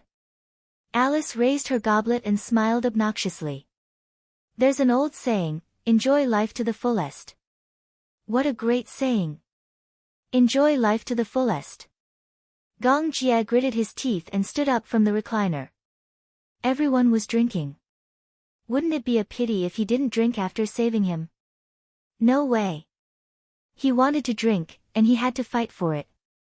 This was his wine, and he had to drink it sooner or later. If he drank too much, he would end up in his stomach, lest others covet it. After thinking it through, Gong Jie walked to Mu Yaja's side. However, he saw that Hua Jin was also leaning against him, holding a goblet. After drinking 2 glasses, he felt that the wine was too delicious, so he came over for a 3rd glass. The 2nd bottle of sherry wine was opened, and half of it was already gone. Gong Jie was furious when he saw this. Feeling that there was something scary behind him, Hua Jin turned around, only to see Gong Jie glaring at him like a tiger watching its prey. He burped in fright. Who allowed you to drink so much? Gong Jie vented his anger on him. Hua Jin pouted, feeling wronged. I didn't drink that much. Even if it was the 3rd glass, half a glass, it wouldn't be much. Gong Jie's eyes looked as if they were about to spit fire. Enough is enough, all of you. Ha ha ha. Yun Shishir looked at Gong Jie's distressed expression and for some reason, she was amused. Chapter 4393. Gong Jie got even angrier. Is it that funny? Xiao Jie, is this wine your lifeline? Yun Shishir asked with a pout. Gong Jie said matter-of-factly, of course. This wine is my lifeline. So you're saying that this wine is more important than me? Yun Shishir was so cunning that she had completely forgotten about him. Gong Jie disagreed. How is that possible? Of course you're more important. Then I want you to share this wine with everyone. You've already drunk it, yet you're still pulling a long face. If you don't drink to your heart's content, won't it lose its value? Gong Jie was speechless. She made so much sense that he couldn't refute her. That's enough. Yun Shishir walked over and patted his shoulder gently. She handed him the wine glass. Drink. It's rare that we're so happy today. It's a day worth celebrating. Don't look so sad, okay? For Yun Shishir's sake, Gong Jie's anger dissipated quickly. He took the wine glass silently and took a sip. Hua Jin, who was beside him, immediately moved away from him, trembling in fear. No matter what, he had to stay away from this demon king. Mommy, I want to drink too. Xiao Yichen suddenly ran over. He held the wine glass and stared at the Shirley wine. Yun Shishir said, "No, children can't drink. It's just red wine. It doesn't matter. Besides, every bottle of Shirley wine I drink is one less bottle. When I grow up, I won't even have the chance to drink it." That was heart-wrenching. This sentence undoubtedly dealt another heavy blow to Gong Jie. That's right. The more he drank, the less he would drink because it was limited. He wouldn't have the chance to drink it again in the future. Yun Shishir couldn't persuade Xiao Yichen and could only pour half a glass for him. Seeing that Xiao Yichen was drinking, Yu craved the wine as well. She brought the wine glass to Yun Shishir and asked for half a glass. Cheers! Cheers! Ding! Ding! Sounds were heard. Several people raised their goblets and toasted. Yun Shishir walked up to Gong Jie and winked mischievously. "Come, Xiao Jie. Cheers!" For some reason, when he saw Yun Shishir's gentle smile, the haze in his heart was instantly swept away. He gladly raised his goblet and clinked it with hers. "Cheers! I'll do it. You can do whatever you want." Yun Shishir seemed to be in high spirits, so she drank all the wine in the cup in one go. With a smile on his lips, Gong Jie downed the wine in his glass in one gulp. One must enjoy life to the fullest. Cherishing every day, cherishing every moment, this was the profound meaning of happiness. Gong Jie raised his wine glass and looked at the moon in the sky through the transparent crystal glass. His eyes narrowed slightly, and his gaze became blurry. It was as if his soul had been drawn away. The sea breeze blew gently, making one feel comfortable. Yun Shishir was soon half drunk. Alice, Hua Jin, and Natalia surrounded the barbecue and spared no effort in grilling scallops. Hua Jin didn't have much experience, but Alice had always been by the sea. Thus, she had many tricks for grilling scallops and oysters. After a while, an enticing aroma filled the air with the sea breeze. "It smells so good." A few gluttonous people walked over when they smelled the aroma. Alice placed the grilled scallops and oysters on a plate and sprinkled some seasoning. It was comparable to a barbecue feast at a 5-star restaurant. "Those who don't know better would think that you're a 5-star chef," Hua Jin said quietly. Chapter 4394. When Alice heard this, she did not think much of it. "Why? The chefs on the island roast better than me. I learned it secretly. The seaside is so nice." Hua Jin sighed from the bottom of his heart. Alice was a little surprised when she heard this. "Why do you suddenly have such a sigh?" "Because the seaside is so beautiful. Don't you think so? During the day, you can swim and dive in the sea. At night, you can sit quietly by the sea, enjoy the sea breeze and eat seafood. It's the most comfortable feeling in life." "Shallow." Alice gave a pertinent evaluation. "Why do you say that?" "Living by the sea actually has many advantages. For example, the sea view is very beautiful. There is very little noise by the sea. You can swim every day. There are many minerals in the sea that can improve your skin and improve your physical fitness. The air is also very fresh. However, the sea breeze always carries a fishy smell. In addition, there are many problems with humidity by the sea. For example, clothes are always easy to get wet. The railings of the doors and windows are easy to corrode. Moreover, it's easy to get rheumatism. If you encounter a typhoon or a tsunami, living by the sea is simply a disaster." Hua Jin was slightly stunned. He seemed to have really not thought of these problems. So, there are many sides to every problem. Life is never perfect. It is always accompanied by all kinds of regrets. Yes. However, there are happiness and regrets. This is life. Perfect. Don't you feel that it's boring? Alice raised her wine glass and gently swirled the wine in the glass with a deep smile. Life is to experience all kinds of ups and downs. This is the greatest meaning of life. However, this is what I think. Everyone's values are different. Perhaps others will not agree. I think I will agree with your view. Hua Jin pursed his lips and smiled. There is absolutely no perfection in life. There is no doubt about this. If a person's life is too smooth, that would be unbelievable. Grasp every regret and cherish every happiness. Well said. Hua Jin raised his wine glass. To your chicken soup for the soul. Cheers. Alice drank the wine in one gulp. Yu suddenly muttered, "What are you guys talking about?" The scallops are about to win. Alice looked at her own barbecue grill. Sure enough, the scallop meat was trembling and making a slightly charred sound. Ha, this is also one of the regrets of my life. Hua Jin put the burnt scallop aside.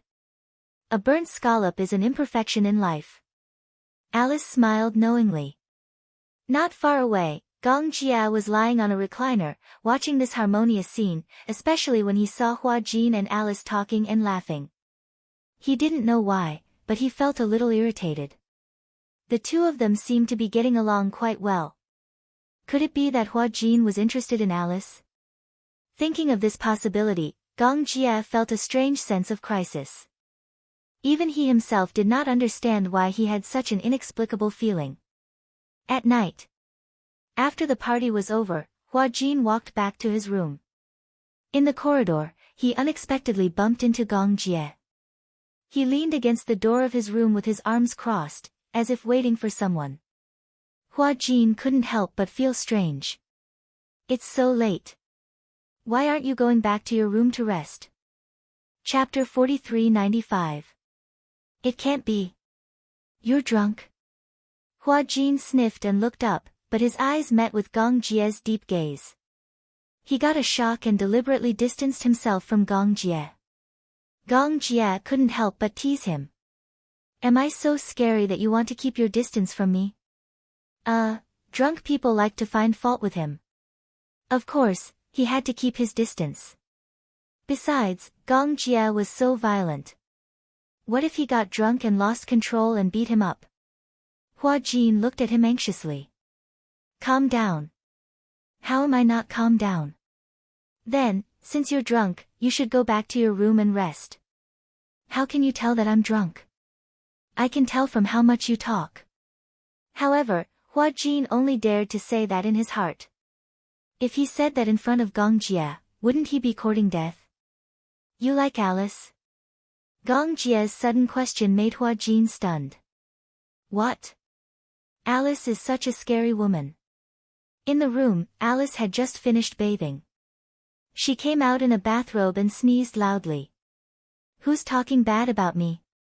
She muttered to herself as she walked towards the bed. What's scary? Do you know what her biggest interest is? Hua Jin's curiosity was piqued at once. What is it? Dissection. She especially likes to study the human body structure. She has dissected countless corpses. When she used to eat steak, she dissected it with a scalpel. Wretch. Hua Jin couldn't take it anymore and almost vomited. I'm not interested in Alice. Gong Jie raised an eyebrow and looked at her from the corner of his eyes. Then why did you chat with her for so long? He knew it now. This Gong Jie must be secretly in love with Alice. So, seeing that Alice chatted with him for so long, he was a little jealous. At this moment, they wouldn't come to denounce him, would they? Don't worry, I won't fight with you. Hua Jin promised him solemnly. This time, it was Gong Jie's turn to be confused. What did he mean by that? Not competing with him. Snatch what? Don't worry, I will keep a distance from Alice in the future. Hua Jin gave another guarantee. When Gong Jie heard this, he felt satisfied.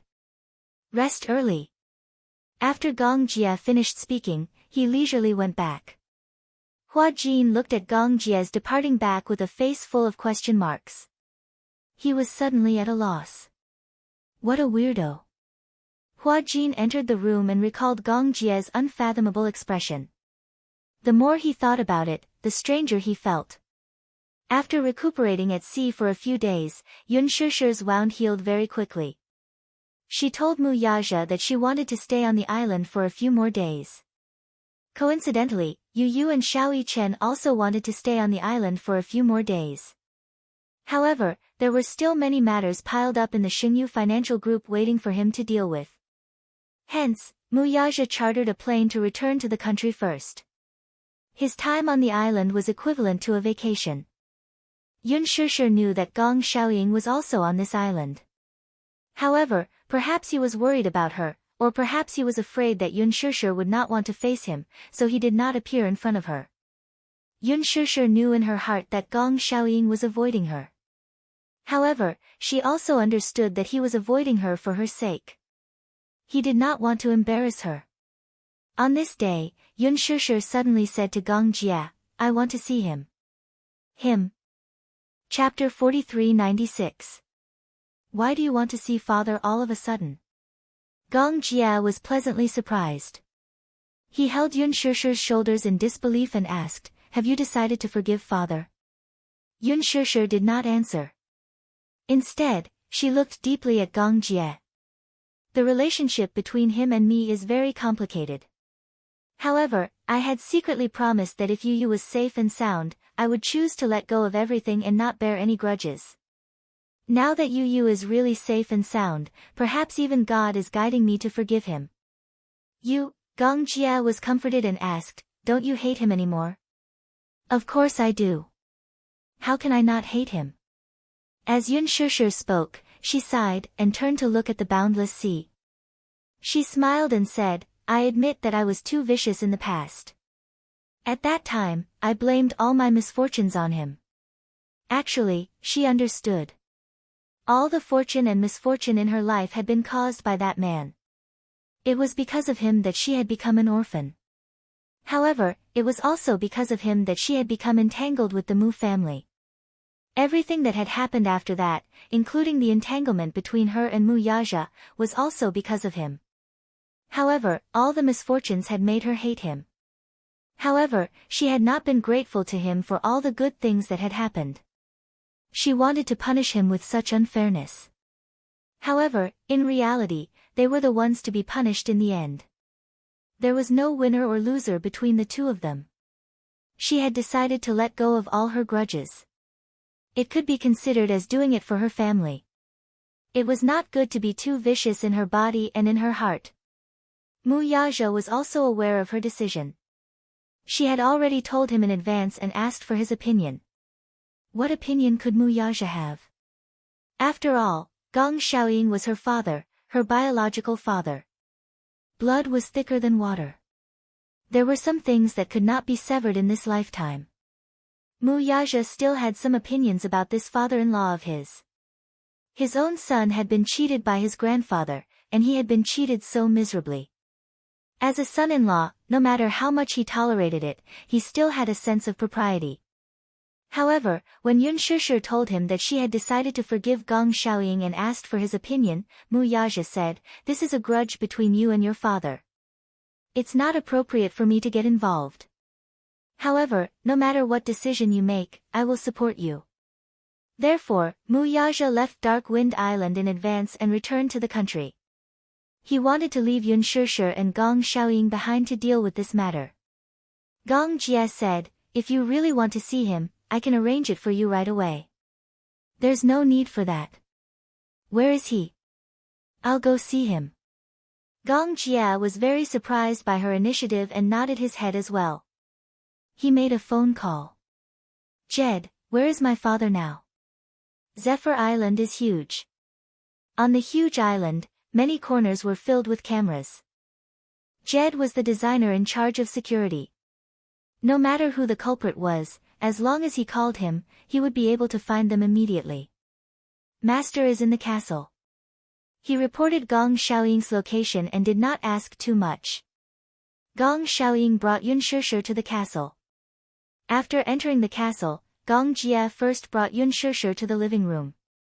Then, he went to the study on the third floor to look for Gong Xiaoying. In the study, Gong Xiaoying was staring at the photo on the table in a daze. In the photo was a family photo of Yun Shishir and Mu Yaja. Gong Jia was also in the photo, and even Hua Jin was in it. However, he was not in it.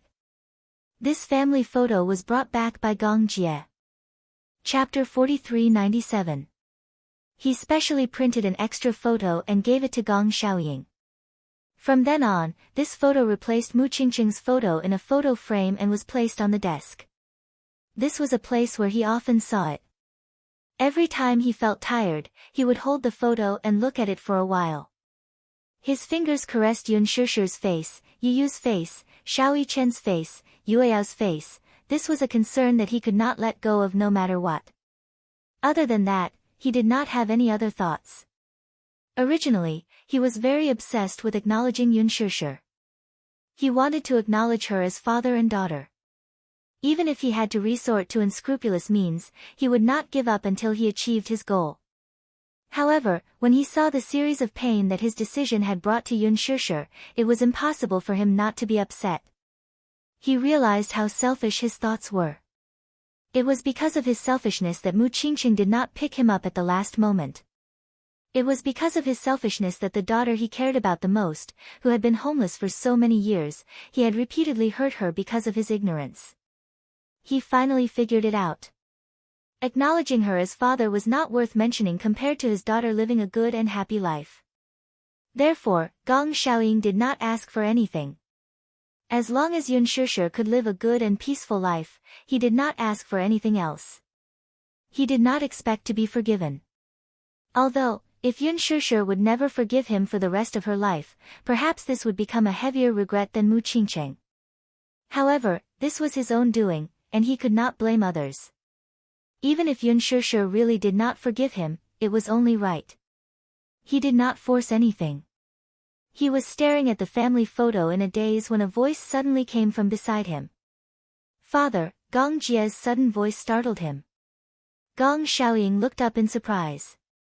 When he saw Gong Jia pushing the door open and walking in, he immediately became serious. "Why did you come in without knocking?"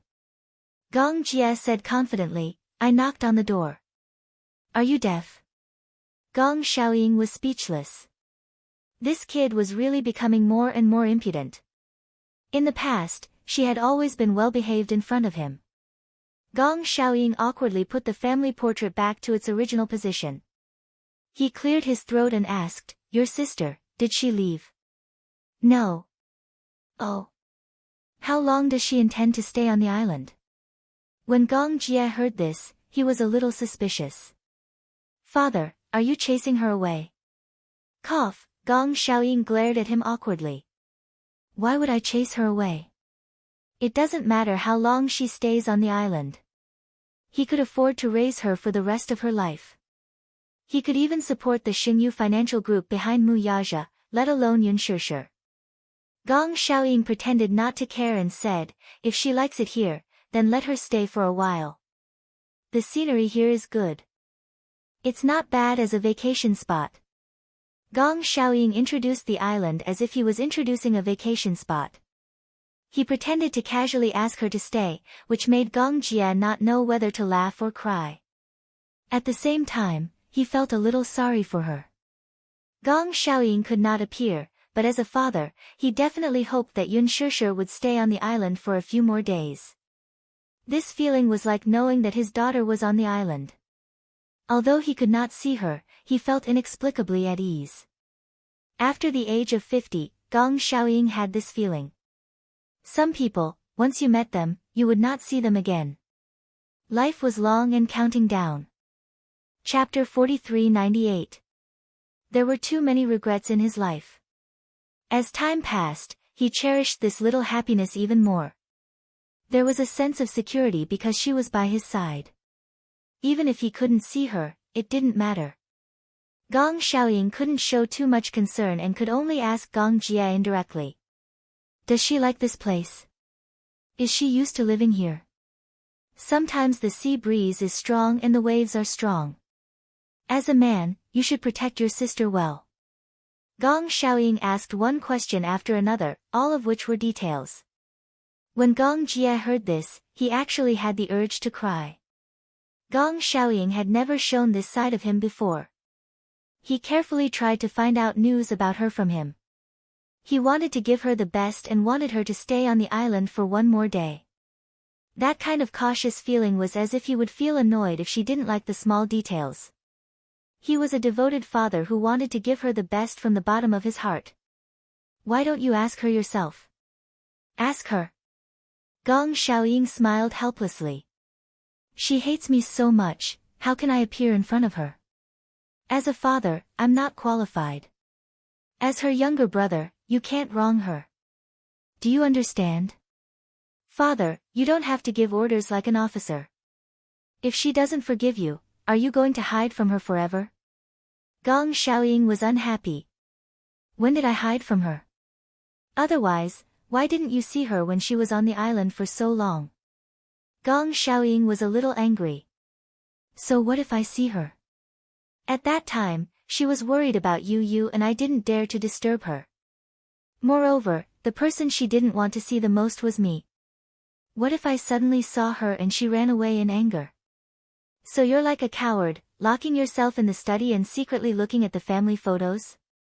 Gong Jie's words were not pleasant to the ears. Gong Xiaoying was unhappy because of this. Your tone today is very problematic. What do you want to do? Provoke me? I'm just here to tell you. Gong Jie bent down and stared into his eyes. If she wants to see you, will you see her? Gong Xiaoying was stunned when he heard this. She wants to see me. Yes. When Gong Xiaoying heard this, he immediately disagreed. How is that possible? Who are you trying to fool by saying this? Why would she want to see me? What good would it do me to lie to you? Gong Jie shrugged innocently. Besides, she's downstairs. You'll know whether I'm lying to you or not. Or are you afraid to go? Gong Xiaoying was stunned. He asked in a roundabout way, why does she want to see me? You have to ask yourself this question. It's not good for me to interfere in the matters between you and your father. After Gong Jie finished speaking, he raised his wrist and looked at his watch. She said she's willing to wait for you for 30 minutes. If you don't want to see her, she won't wait. Father, it's up to you. After saying this, Gong Jie walked away leisurely. Gong Xiaoying glared at his back view and said angrily, this little rascal, he has no respect for his elders. Following this, Gong Xiaoying actually didn't have the confidence to tell her that Yun Shishir wanted to see him. He didn't know why she wanted to see him. Could it be that he had been discovered secretly watching her through the surveillance camera? Chapter 4399. Other than that, what else could it be? Gong Xiaoying couldn't think of anything. He didn't dare to meet her rashly. He didn't know why, but he was actually very afraid of this daughter. His glass heart really couldn't afford to be hurt. If they met again, she would mock and ridicule him, and then make it clear that they would never see each other again, then where should he put the glass shards on the ground? But he couldn't accept not meeting her. At that time, Gong Jie would definitely mock him for being a coward. He thought it through. Gong Xiaoying decided to meet her. He changed his clothes and solemnly tidied up his appearance, as if he was going to an important negotiation. The next time they met, he must leave a good impression on his daughter. This was a father carefully trying to protect his dignity, and at the same time, he wanted to leave a perfect image in front of his beloved daughter. Even if he was prepared for the worst, he also hoped that in the worst-case scenario, he could leave a place in Yun Shishir's heart. Gong Xiaoying tidied himself up and went out, only to find that 30 minutes had passed. Gong Jie said that Yun Shishir was in the living room. He walked towards the living room with his walking stick, almost without grace.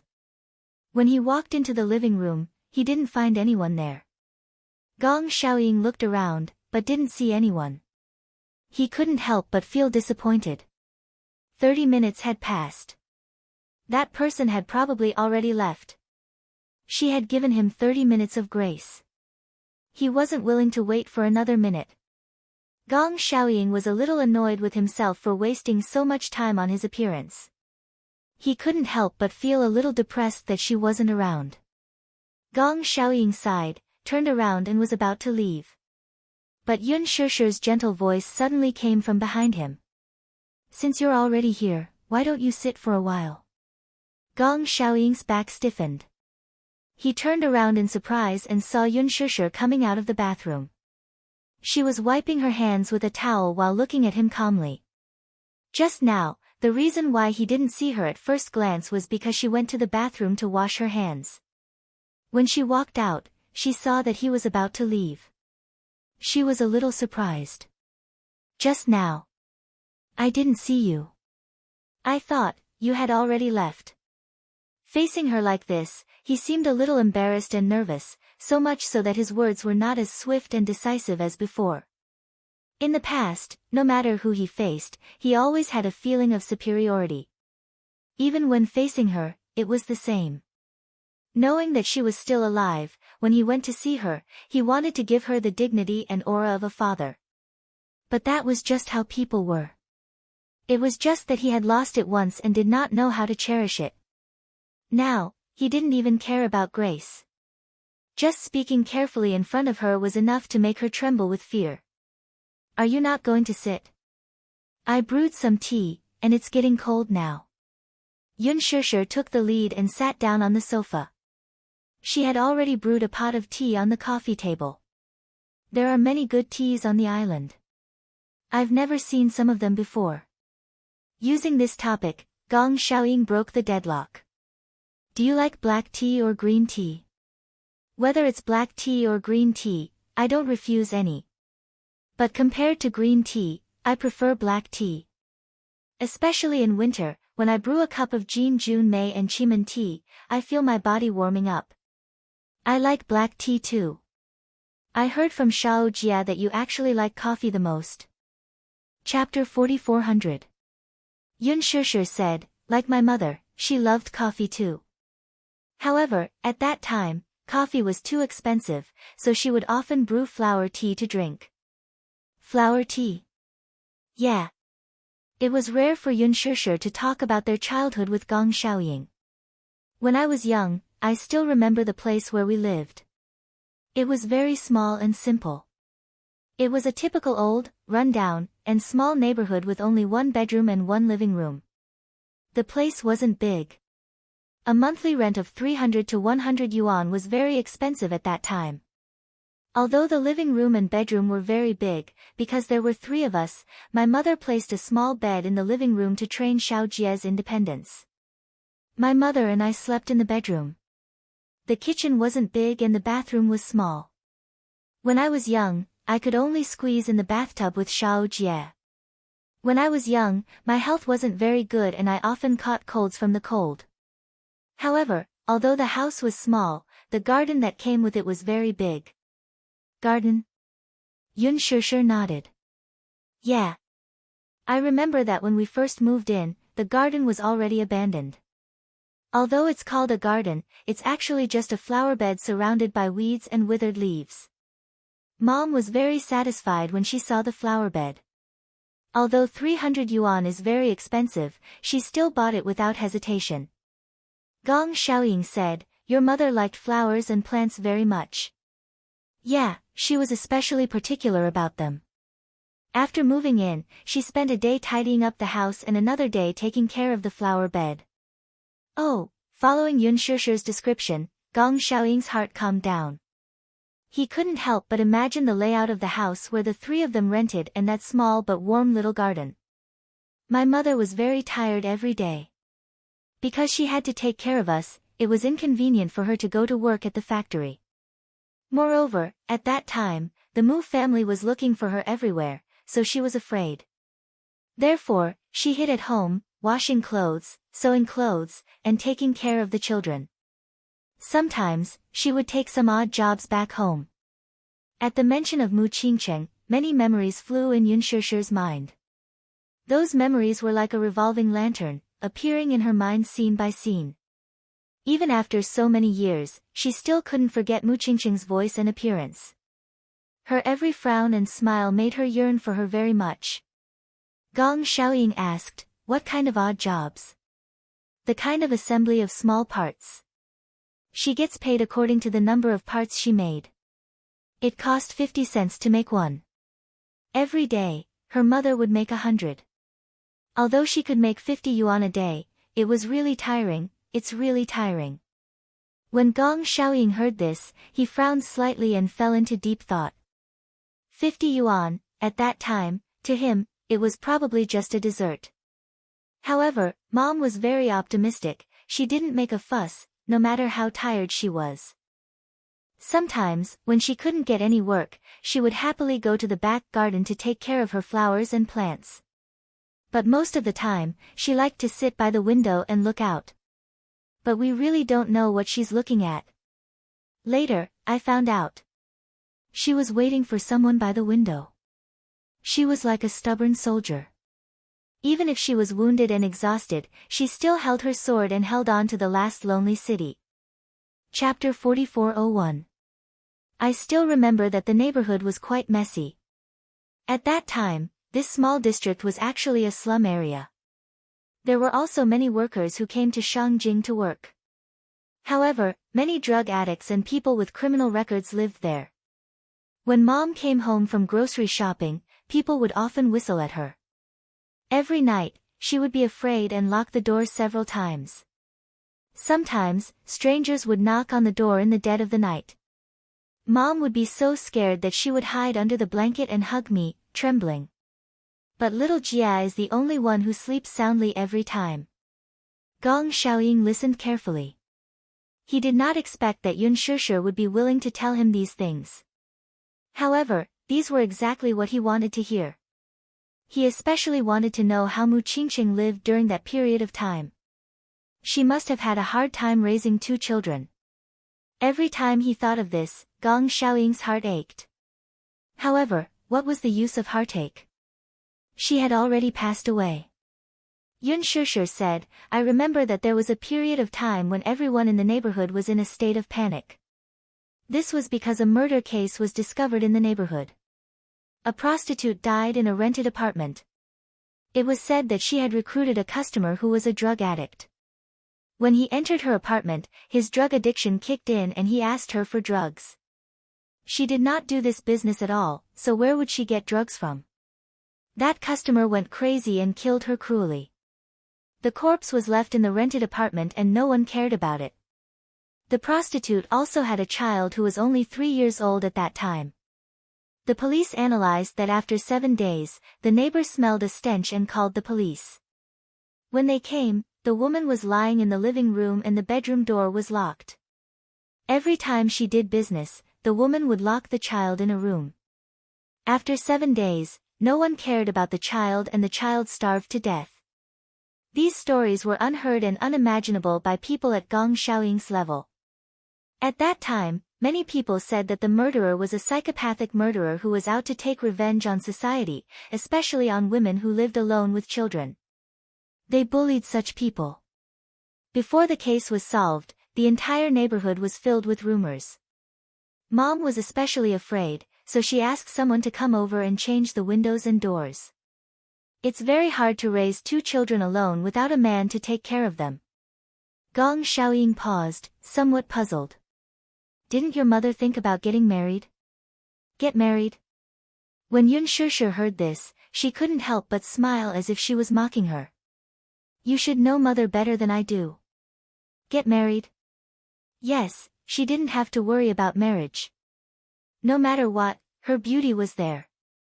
Anyone who liked her, regardless of their status, would be bewitched by her beauty. But then, little Jia and I would have a stepfather. She doesn't want us to be wronged.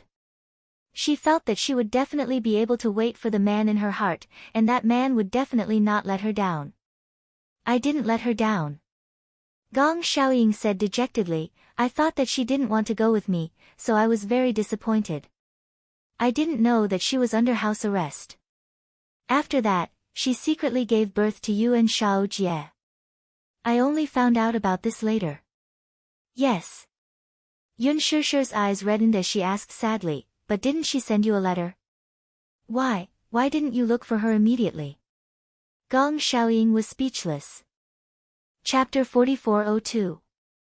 That was a crucial move. She couldn't leave him. He thought that if he dragged it out, there would be no problem. It wouldn't be too late to pick up Mu Qingcheng after he was done with the matter at hand. And that business became the cornerstone of the Hurricane Group's future. But, because of a mistake, he lost the love of his life. He had always been confident, but he didn't expect that this decision would be the one he regretted the most in his life. He didn't go. You love the country, but you love the beauty even more. But between the beauty and the country, you chose the country. My mother, on the other hand, died without a status. Yun Shishir said with heartache. Even in her final despair, she was still calling your name. I heard it, but in the end, she didn't see you. Gong Xiaoying's lips trembled violently. Every time he thought of that scene, just imagining it made his heart ache and suffocate. I'm sorry, Gong Xiaoying felt extremely guilty. He couldn't remember how many times he had apologized. Looking at the photo, looking out of the window, looking at the sky, sometimes dreaming of him, or thinking of Mu Qingcheng, he would feel guilty and apologize. But he couldn't remember how many times he had apologized. Yun Shishir was indifferent when she heard that. She shook her head gently. I'm not here to blame you. Moreover, you don't have to apologize to me. Fate is sometimes like dominoes. If there's a missing link in the middle, the outcome will be different. It's also because of you that I met my true love and had 3 cute children. But Dad, the person you should feel indebted to is not me, but Mom. Dad, Gong Xiaoying didn't react at first, but he was really sensitive to the word, Dad. When he heard this sentence, he was stunned. He raised his head in disbelief and looked at Yun Shishir. She looked at him calmly. There was a faint smile at the corner of her mouth. It was relief, calmness, gentleness, and at the same time, a little mockery. I originally thought that I would never say this word to you in this lifetime. She paused and continued, not only did you hurt my mother, but you also hurt Yu and Gong Fan. You even hurt Xiao Chen. Logically speaking, I shouldn't forgive you. I shouldn't forgive you in this lifetime. Gong Xiaoying gulped. The man who was originally in high spirits was now sitting in front of his daughter, but he did not dare to speak. He was afraid that if he said something wrong, she would be angry again. However, at this moment, he had too many doubts in his heart. This was nothing. She called him Daddy. Did this mean that she was willing to acknowledge him as her father? Gong Xiaoying was agitated, uneasy, speculating, and suspicious. There was a hint of caution in his eyes, which made Yun Shishir feel a little sad. Mother must really want me to acknowledge you. Sometimes, in my dreams, I would dream of her. She stood in front of me, smiling, looking at her as if I saw myself. The reason why I have such a deep impression of her appearance is because I really look like her. Perhaps this is also a kind of inheritance. Back then, even in such a difficult environment, she hid for so long. For so long, she questioned whether she should give birth to Shao Jia and me. It was all for the sake of passing on her life. Even if she's no longer around, she still hopes that Shao Jia and I can be by your side. Chapter 4403. When Yu returned to Hurricane, I once made a wish in my heart. If he and Gong Fan could be well, I was willing to let go of all the grudges. She did not want to remember these grudges anymore. She was willing to let go of everything. God bless her. In the end, Yu and Gong Fan were safe and sound. Hence, she had to keep her promise. Yun Shishir looked up, pursed her lips, and looked out of the window. Finally, her gaze slowly fell on Gong Xiaoying. She took a deep breath, and then, a gentle smile appeared on her face. Daddy, this one word almost certainly implied that she was willing to acknowledge him as her father. At that moment, Gong Xiaoying's rationality collapsed. He had thought that she would hate him for the rest of her life. But he had never thought that she would be willing to forgive him.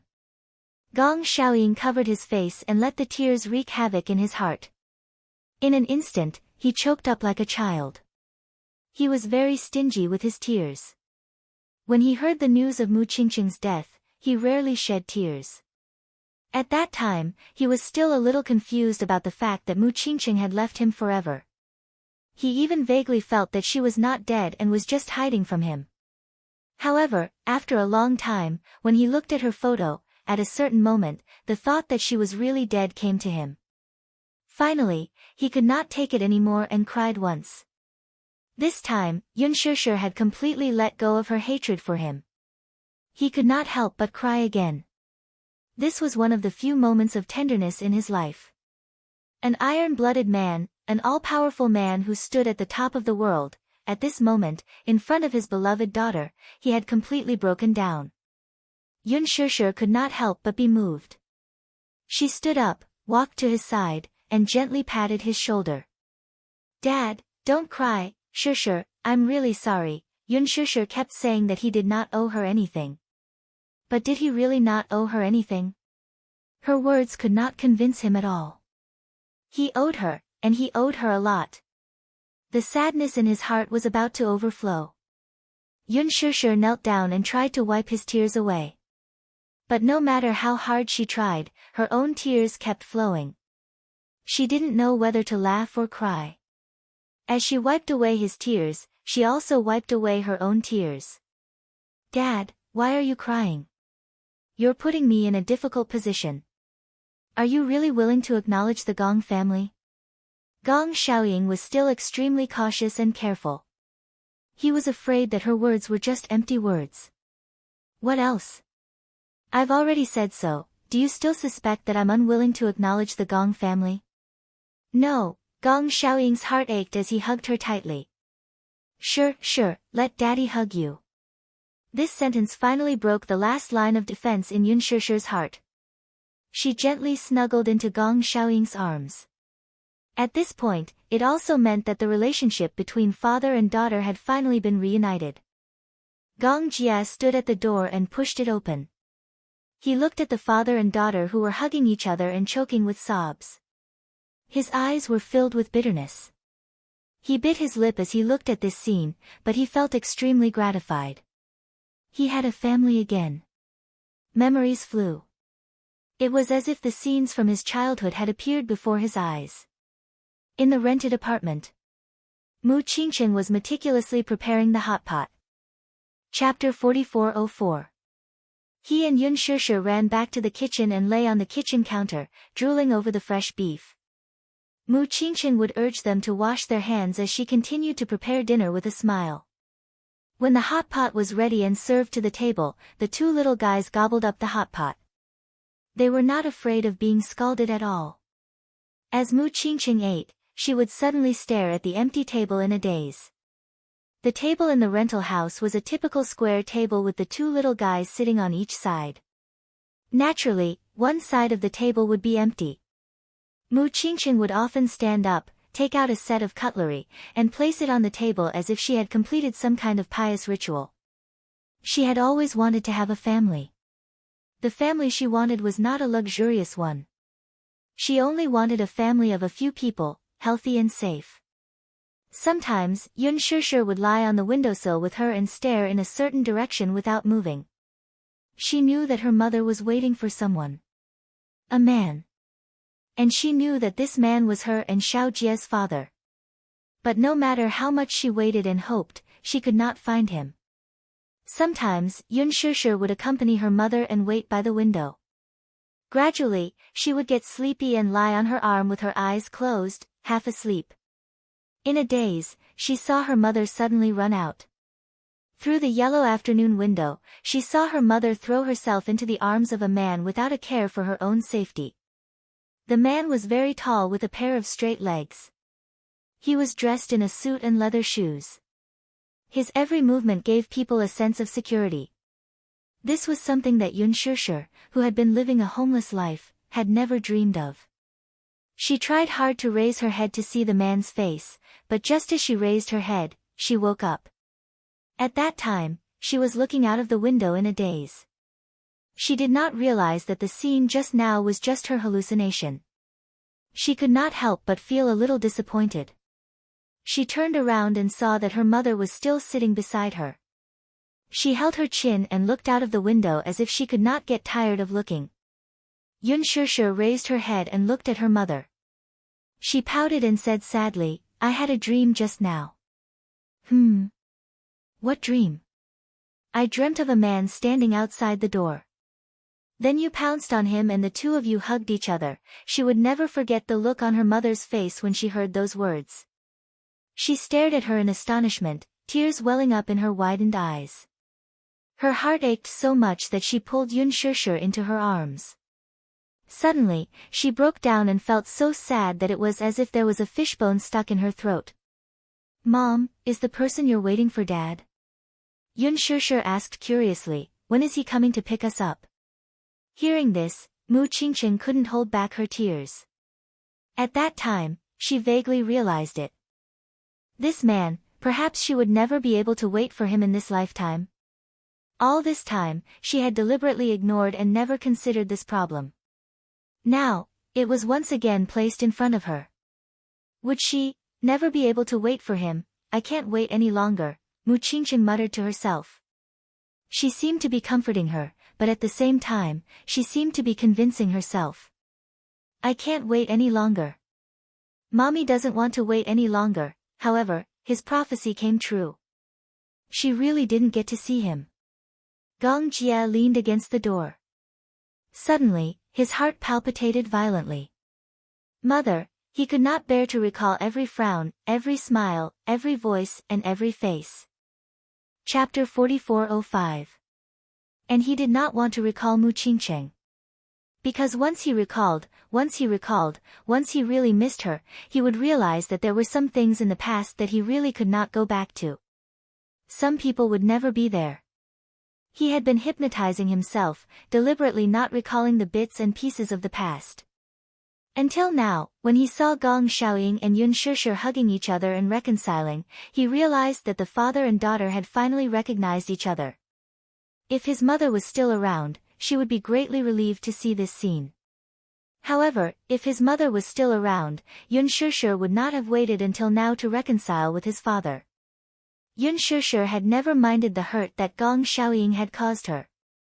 She understood that no one could doubt Gong Xiaoying's feelings for her.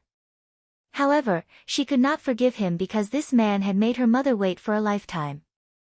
Gong Xiaoying also never dared to recall. Just like that, more than 20 years passed. In these 20 years, women had appeared by his side, but gradually, he realized that he did not need women anymore. Some people's positions were really irreplaceable. Gong Jie could not stand it anymore. Affected by such an atmosphere, he looked a little lost.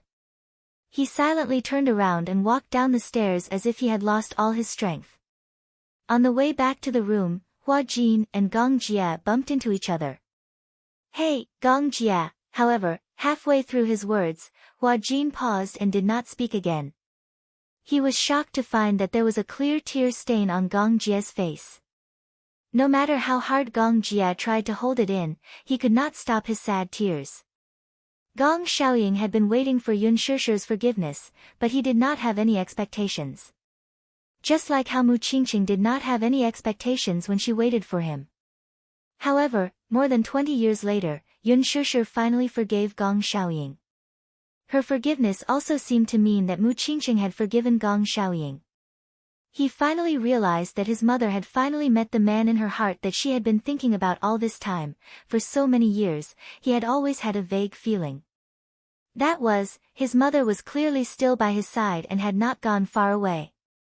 Sometimes, in his dreams, he could still clearly see his mother's voice and face. Perhaps he did not realize it in his heart, but he actually hated Gong Xiaoying. Now, he should really let go of all this. What's wrong?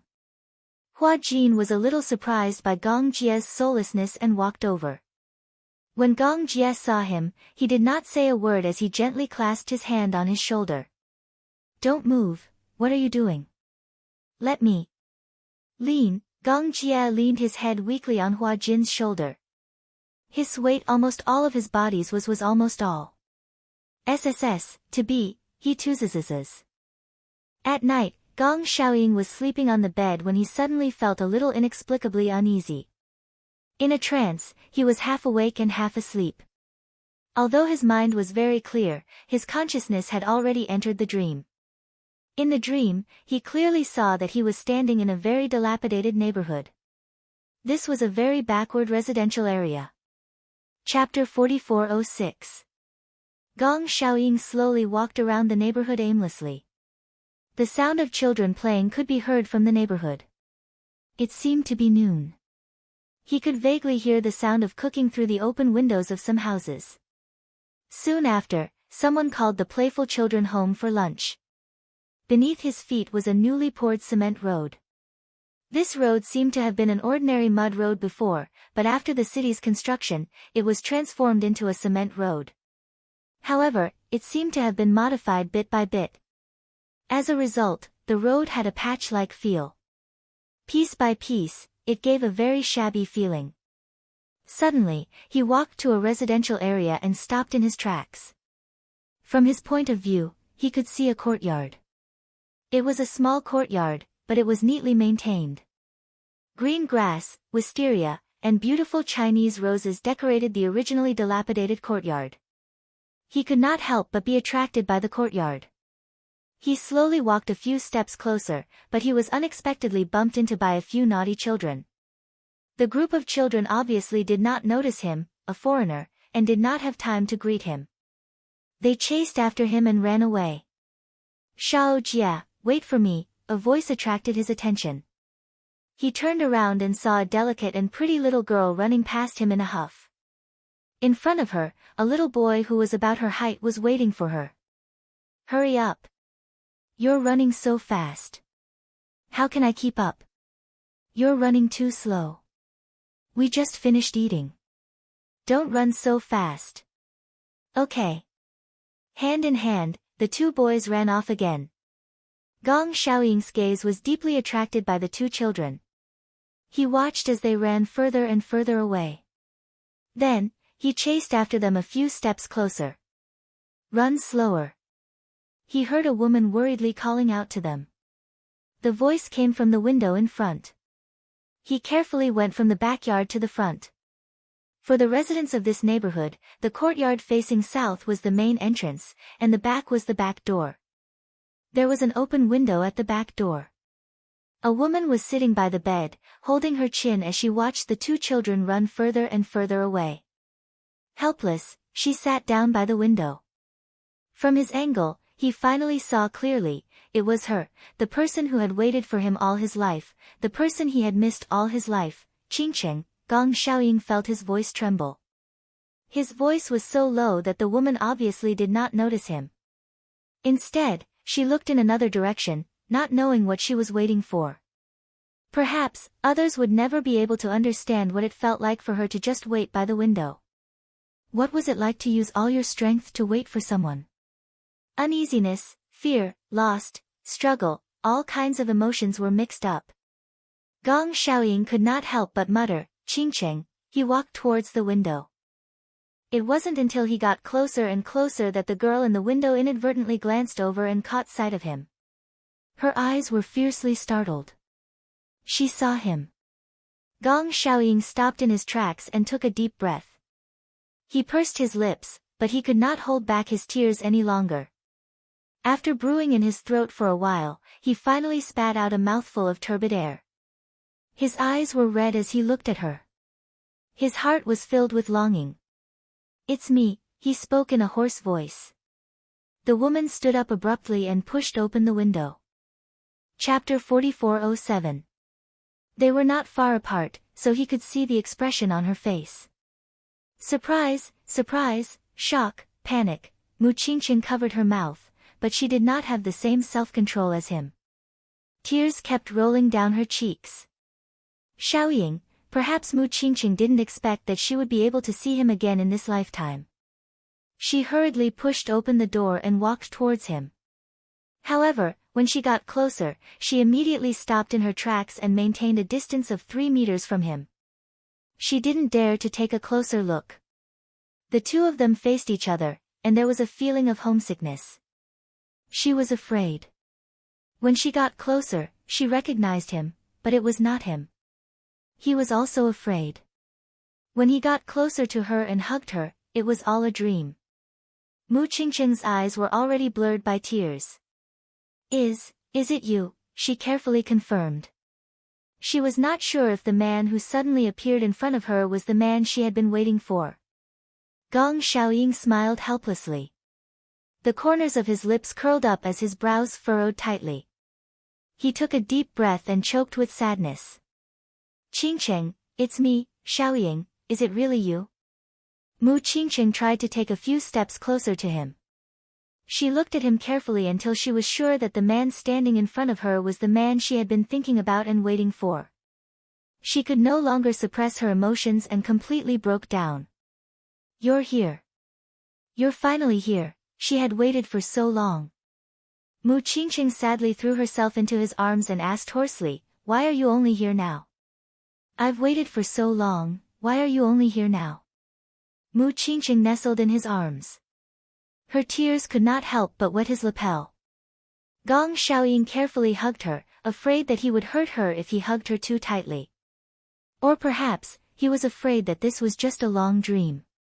If he hugged her too tightly, the person in his arms would turn into ashes when he woke up. Mu Qingqing hugged him tightly, and he hugged her tightly as well. Even if it was just a simple hug, they had waited for more than 20 years. Mu Qingqing sadly said, I thought I would never be able to wait for you again. She used the last of her strength to force the words out of her mouth. I thought I would never see you again in this lifetime, how could that be? Idiot, aren't I here now? Gong Xiaoying hugged her tightly. Qingqing, don't be afraid. I'm here to take you home. Her whole life, she had been drifting around helplessly, with no one to depend on. Just like migratory birds, they would never have a harbor to rest in. Hearing his words, Mu Qingqing was overjoyed. Really? Will we have a home? Yes. This family has me, you, little Jia, and Shishir. Gong Xiaoying looked at her and sobbed even harder. Let's never be separated again, okay? He held her face in his hands and scanned her features inch by inch. He desperately wanted to take a few more glances at her. She was still as beautiful as before. She had jet black hair and mesmerizing eyes. They were watery and lively, as if they were carrying thousands of stars.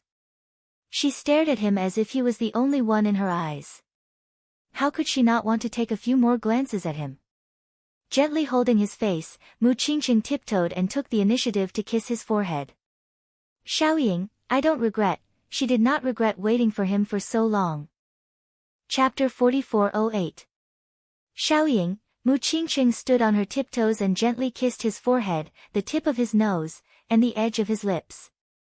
Finally, a soft kiss landed on his lips. Gong Xiaoying was immersed in the bliss of this kiss. He closed his eyes and his eyelashes trembled violently. Was this a dream? Vaguely, there seemed to be a voice that was asking him silently. Qingqing, am I dreaming? Dream? Mu Qingqing laughed. How could it be a dream? I'm still worried and scared. Is this a dream?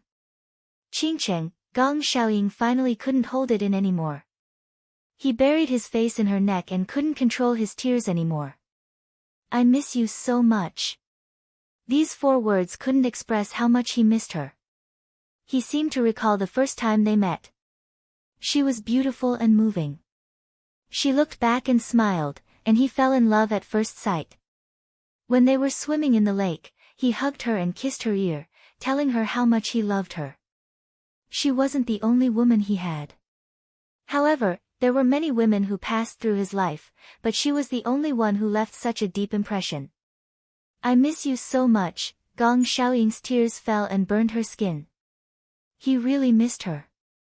Every time he woke up from a dream in the middle of the night, he felt as if he was suffocating when he thought that he would never be able to hold her in his arms again. He had also been young once, and he had also made a solemn vow of undying love with her. However, he made her wait for so long. In the end, she didn't see him. Xiaoying, I miss you too. Mu Qingqing held his face and gently kissed his lips. However, he gradually realized that there was an empty space in his arms.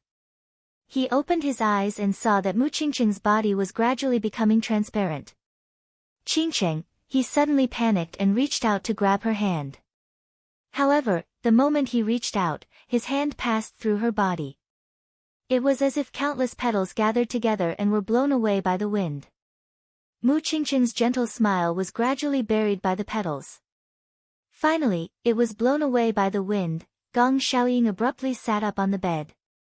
Only then did he realize that everything he had just seen was actually a dream. In his dream, he saw her. It was as if he had returned to the place where she had been waiting for him. She was still standing guard there. However, the ending was different from reality.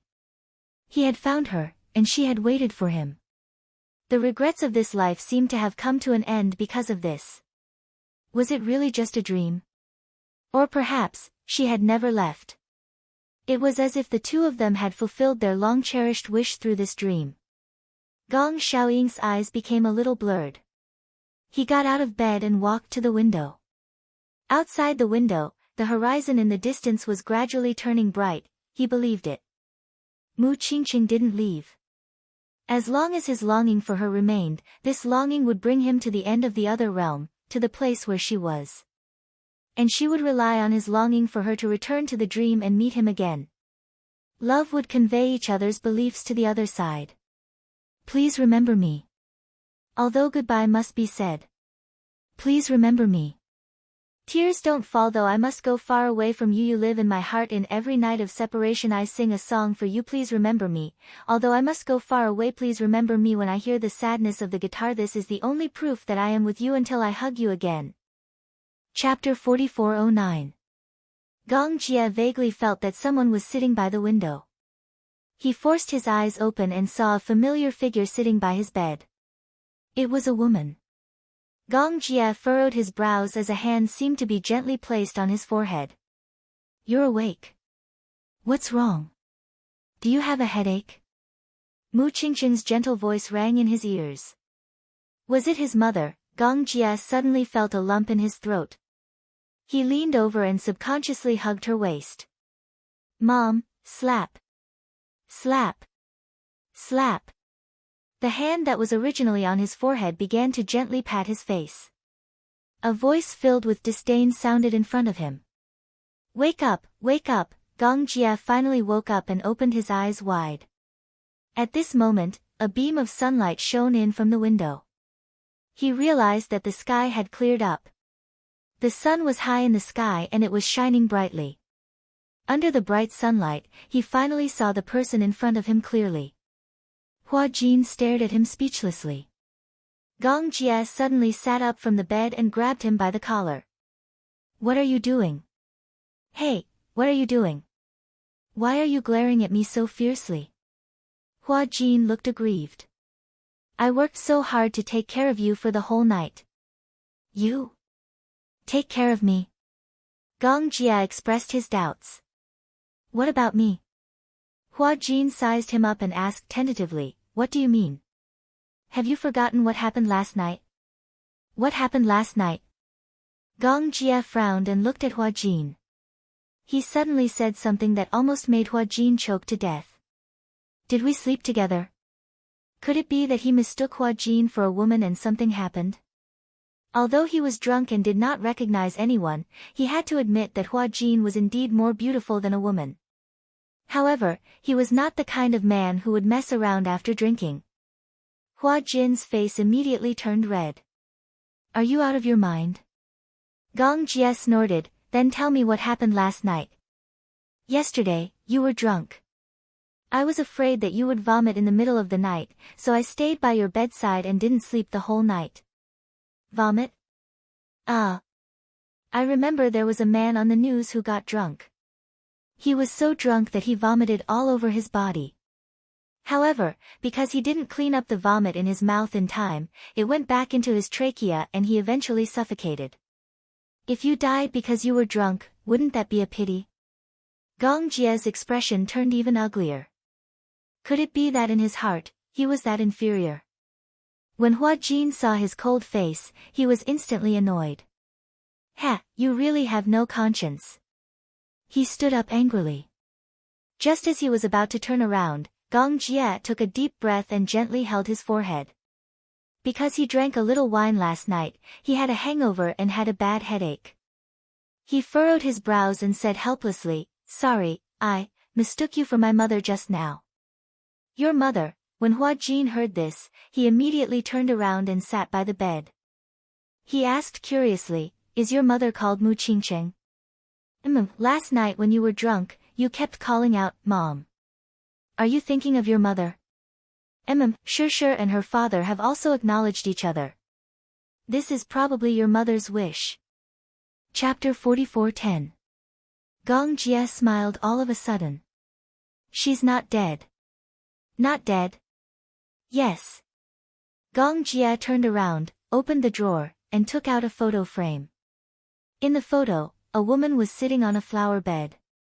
It was a photo taken casually. There were not many photos of Mu Qingcheng when she was alive. Gong Jie had put in a lot of effort, but many of Mu Qingcheng's photos were lost one after another when they moved or when they were dealing with her funeral. This was his best preserved photo. Gong Jie looked at the photo with a gentle gaze that he had never seen before. She's always lived in my heart. He had never forgotten.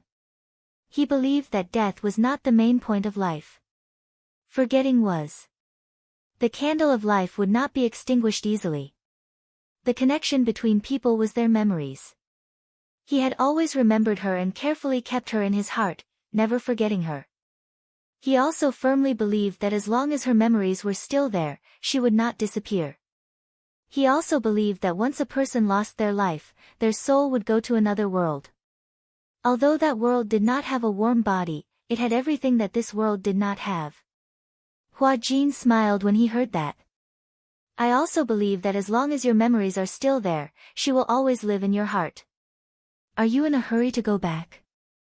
Aren't you going to stay for a few more days?" After staying on the island for a few days, Yun Shishir mentioned that she wanted to go back home. On the tarmac, the private jet had been waiting for a long time. Gong Xiaoying, however, was reluctant to part with her. He repeatedly urged her to stay, hoping that she could stay on the island for a few more days.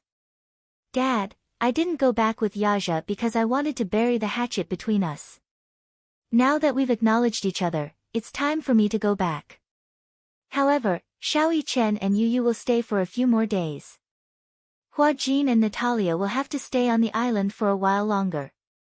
Alice refused to let Natalia leave. She said that Yu needed a long period of observation after a few days, so she could not go back with Yun Shishir immediately. Thus, she could only return alone. Gong Xiaoying held his beloved daughter's hand, but he was reluctant to let go. He couldn't bear to let her go.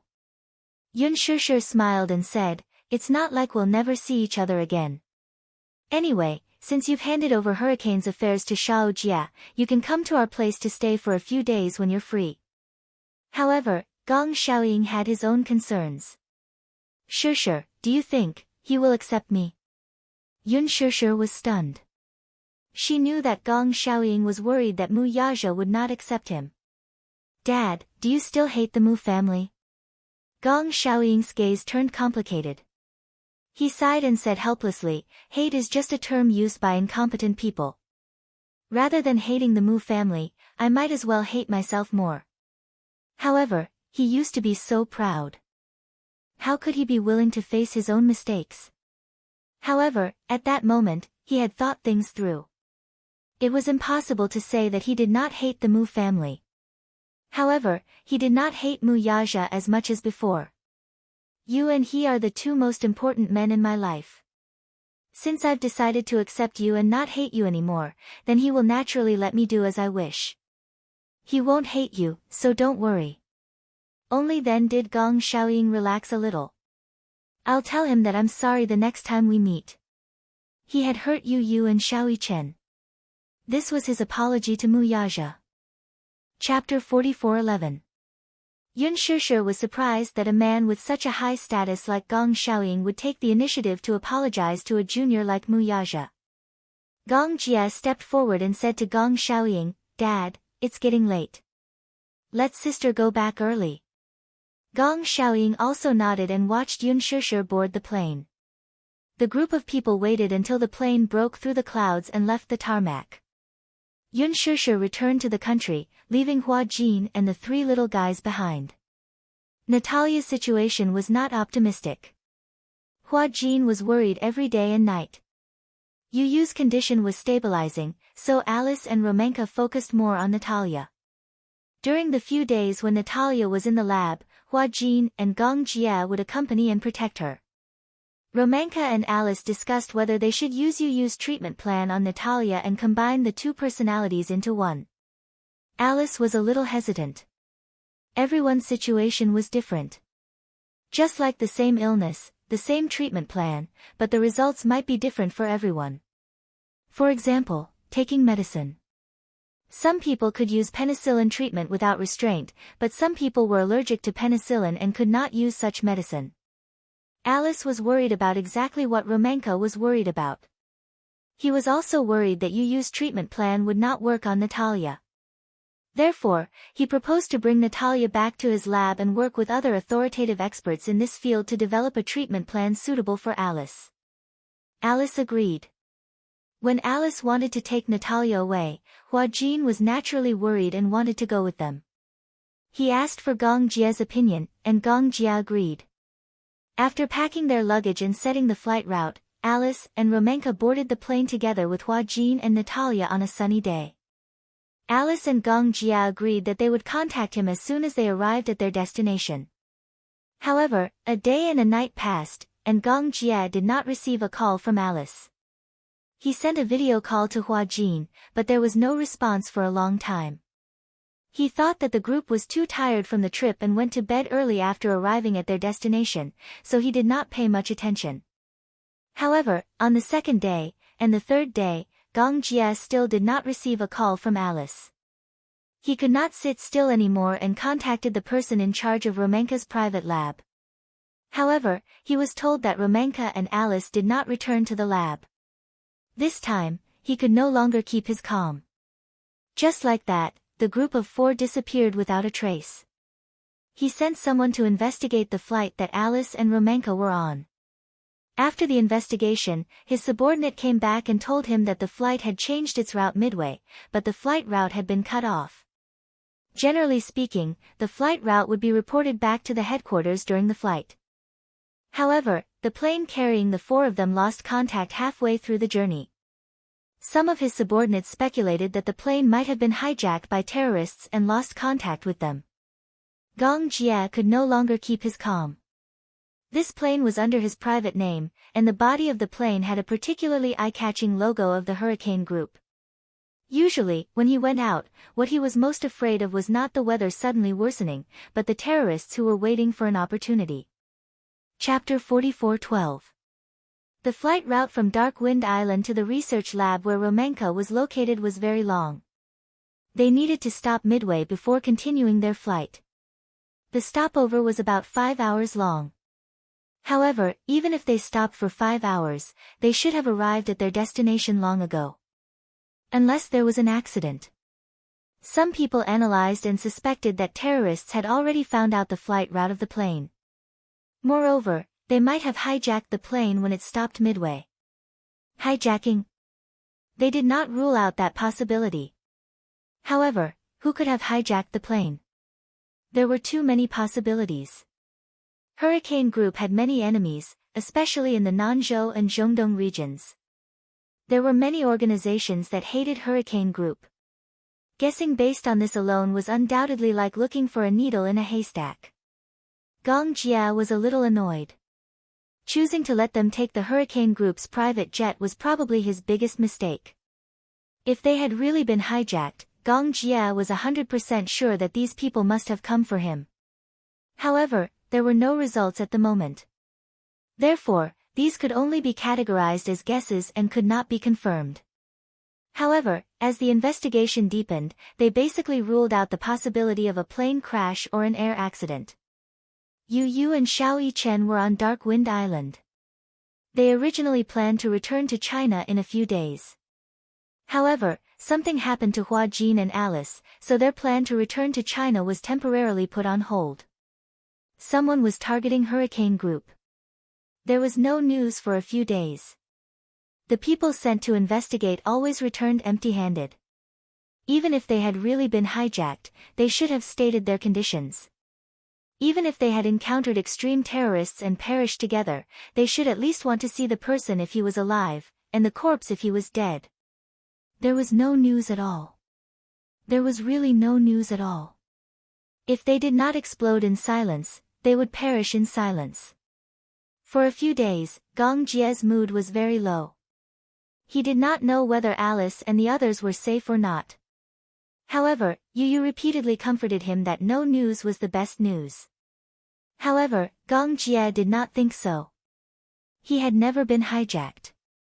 There were countless terrorists eyeing him, but every time he went out, Hurricane would go up and down, eyeing him covetously. The mercenary group he sent out was enough to annihilate a medium-sized armed organization. No matter how many people had their eyes on him, it would be difficult for him to break through. However, there were many side branches of the Gong family who had encountered terrifying kidnappings. The hurricane grew stronger day by day. At the same time, walking on the edge was like walking on thin ice. Every step was frightening. He remembered that when Gong Jia was not yet 18 years old, he had heard of something. Ever since he was young, one of his older brothers who had always bullied him in the Gong family was kidnapped. Rumor had it that she was abducted by a group of anti-Japanese martial artists. Following that, she was placed under house arrest for 3 months. It was said that in order to prevent him from escaping, the martial artists directly cut off the tendons in his arms and legs. In the end, Hurricane paid a hefty price to redeem him, but when he came back, he was no different from a cripple. A ransom of 50 million was just a small sum to Hurricane. The reason why he generously offered 50 million was to protect the dignity of the Hurricanes. In the end, these militants did not end up well. They dared to go against the Hurricanes, but in the end, they suffered a double loss and were ruthlessly oppressed by the Hurricanes. However, the life of the person who was kidnapped was ruined. Chapter 44:13. Originally, a high-spirited young man, after experiencing an inhumane kidnapping, returned to Hurricane, but he was depressed. In the end, his wound became infected and worsened. In the end, he died young. After experiencing this incident, Gong Jia deeply understood that in this world, the strong preyed on the weak. It was easy to go up the mountain, but difficult to go down. When a person finally reached the peak and stood there for a long time, as the saying goes, it is lonely at the top. Wanting to come down again is no longer a simple matter. As the son of Hurricane, from the moment he returned to the Gong family, he was destined to have an extraordinary life. At the same time, he also shouldered a responsibility that was 100 times more difficult than that of ordinary people. Once you entered this cruel world, it would be impossible for you to escape. Then, he could only become stronger. Gong Jia had always been careful to protect the safety of his family. Every time he returned to China, he would be extremely careful whenever he met with Yun Shishir. What he was afraid of was that those who were secretly watching him would shift their attention to Yun Shishir. His sister was already married and had a family. She was no longer alone. In addition to her beloved husband, she also had 3 lovely children. He acted cautiously in everything he did, lest he bring her unexpected disaster. Hurricane was the world's arms factory.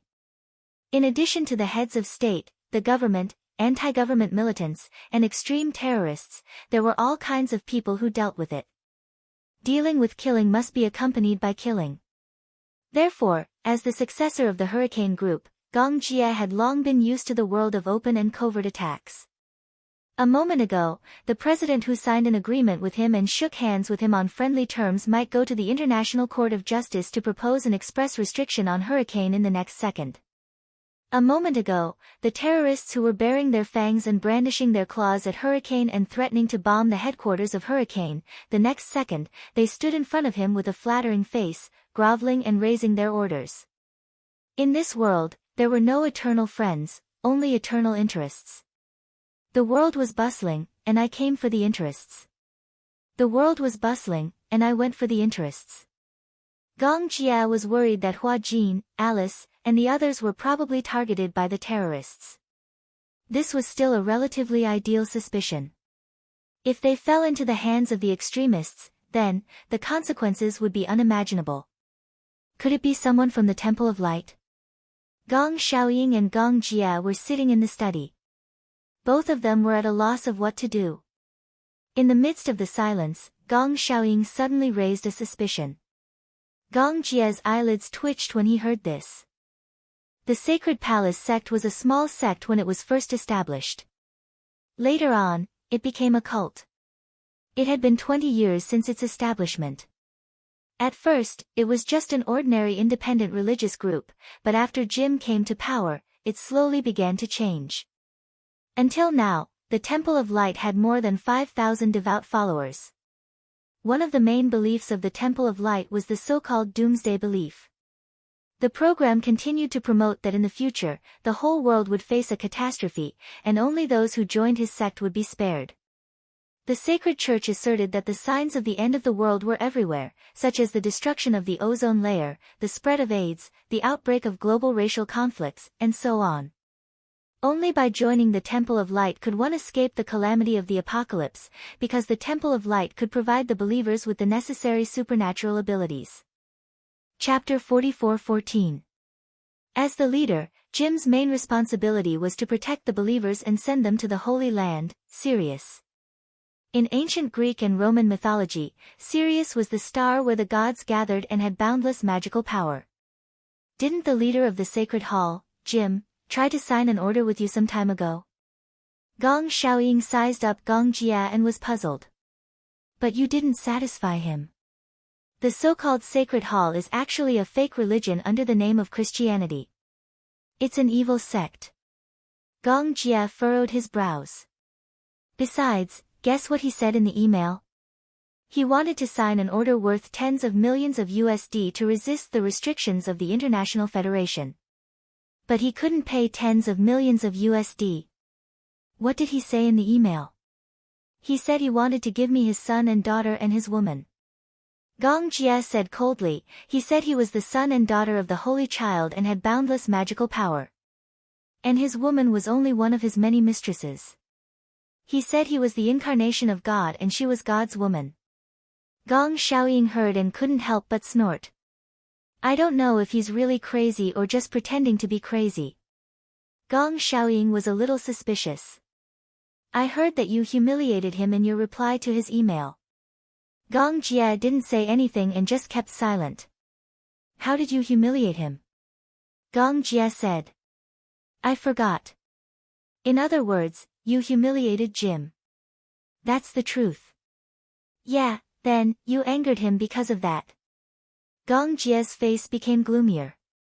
He didn't dare to imagine that it was really someone from the Sacred Hall. If it was true, then he couldn't sit still anymore. Gong Xiaoying said, I've already warned you. Stop people like the Sacred Hall if you can avoid them. Even if you're at a disadvantage, don't fight them head-on. They're barefooted and aren't afraid of anything. When they go crazy, they'll ignore everything. But I can't sign this order with him. Gong Jia didn't think he did anything wrong. If they get their hands on the arms worth tens of millions of dollars, who knows how crazy they will be.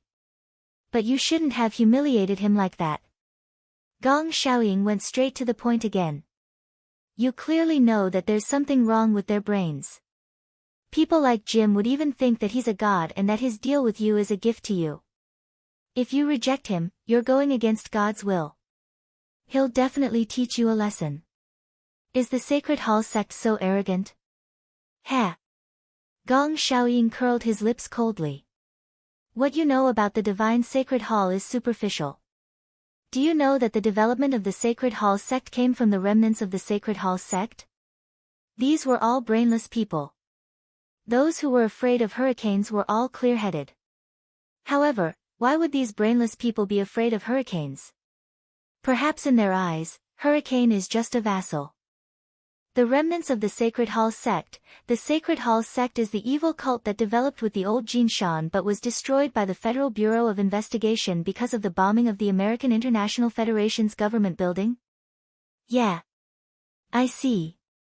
Gong Jie narrowed his eyes. His thoughts gradually fell into a deadlock. If it was really done by the Sacred Hall sect, then, he didn't dare to make a rash judgment. Chapter 44:15. Gong Xiaoying looked serious. If you can protect Alice, then protect her. After all, she is a senior member of Hurricane. Don't force her. Gong Jie's face turned even colder. He suddenly stood up, turned around, and looked at Gong Xiaoying. Hua Jin, Alice, Natalia. Not one less. Gong Jie turned around and left the office. Kira, send me all the information about the sanctuary. Gong Jie ordered to investigate all the information about the sanctuary. Yu Yu's face turned pale when he heard that it might be the sanctuary that did it. He knew a lot about the sanctuary. Uncle, do you know about the dark web? Gong Jie was surprised that Yu Yu mentioned the dark web to him. I know a little.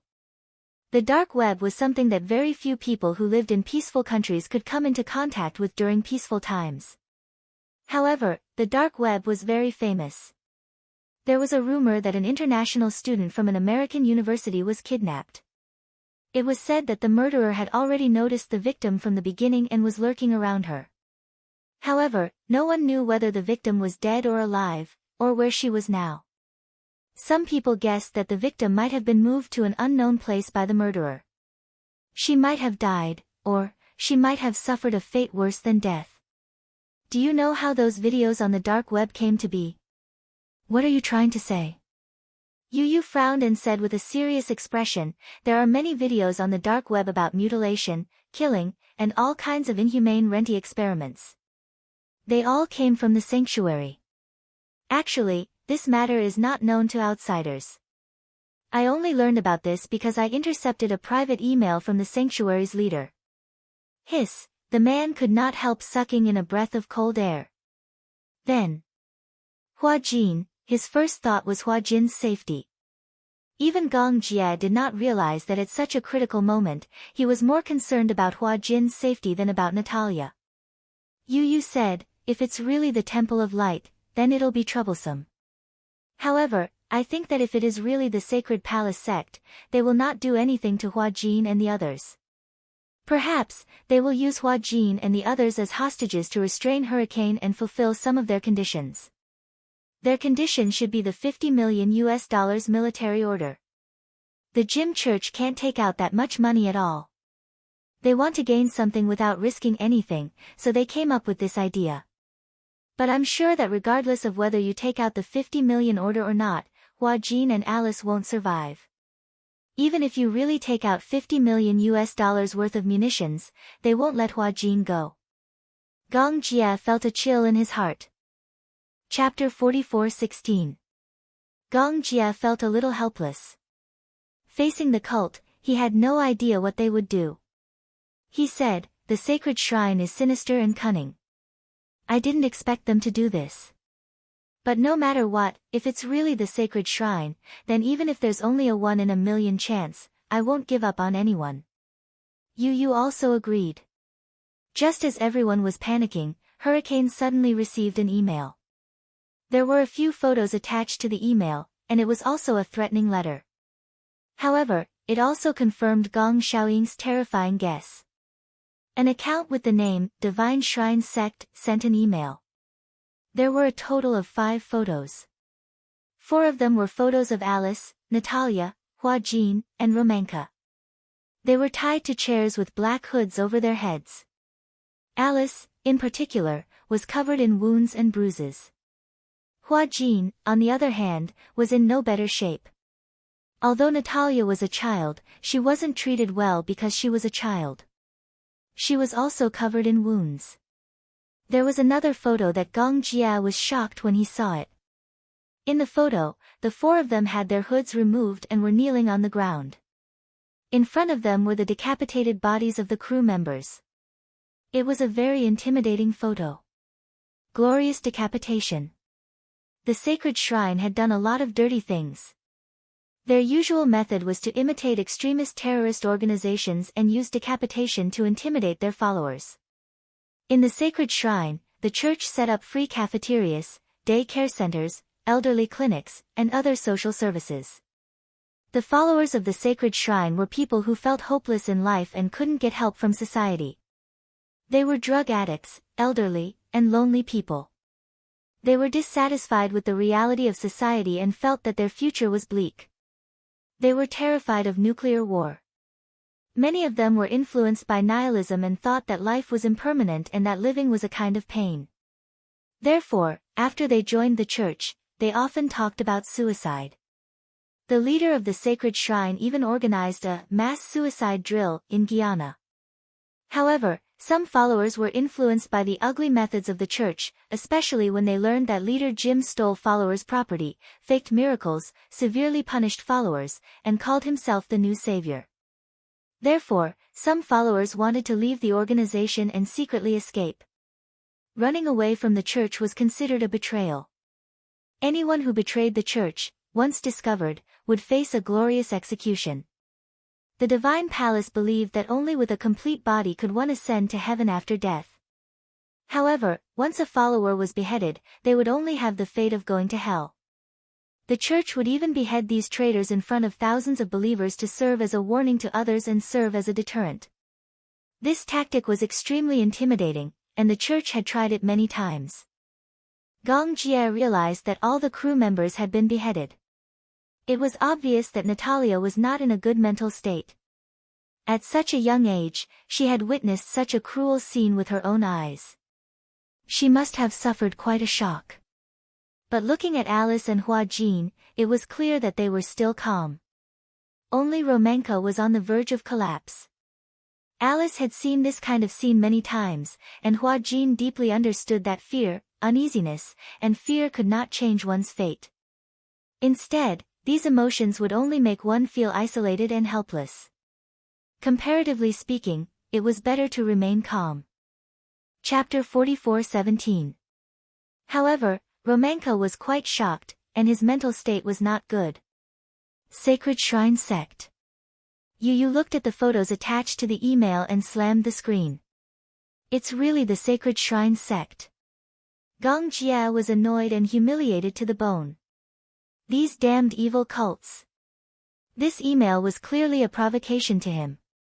Other than the photos, the email also stated that if he wanted to redeem the 4 hostages, he would have to continue the unfinished agreement between the two parties. Just as Yu expected, this Jim was ambitious. He really wanted to get something for nothing. In the email, the church stated that they would give Hurricane half a month to prepare the contents of the order. Within half a month, if they did not prepare the contents of the order, they would immediately execute the 4 hostages. Jim was so smart that he was sure that among the 4 people he kidnapped, there must be someone Gong Jia cared about the most. Tens of millions of dollars was not worth mentioning to Hurricane. However, these hostages were worth far more than tens of millions of dollars. Gong Jia gritted his teeth in hatred. He knew that with his identity, he would face such threats every day when he was not around. The Sacred Shrine Sect was the biggest tumor that Hurricane had to face. Hurricane had offended the Sacred Shrine Sect before. In the beginning, Gong Jia was not willing to sign the order with the Sacred Shrine Sect because the Sacred Shrine Sect was an anti-world and anti-human evil cult. If the Sacred Shrine Sect really got the order of tens of millions, it would be a disaster for the whole world. At that time, as Hurricane, they would be in a difficult position.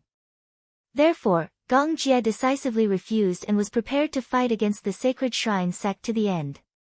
He thought that when the time came, he would use the International Federation's anti-evil cult authority and the United Nations deployment to eradicate the Sacred Shrine Sect. However, he did not expect the Sacred Shrine Sect to make the first move. Gong Jia ordered, immediately forward this email to the International Federation. Send it secretly. He planned to use this to cooperate with the International Federation. Hurricane had always been against the International Federation. Gong Jia was even at the top of the International Federation's wanted list. However, as the saying went, there were no eternal friends and no eternal enemies. There were only eternal interests.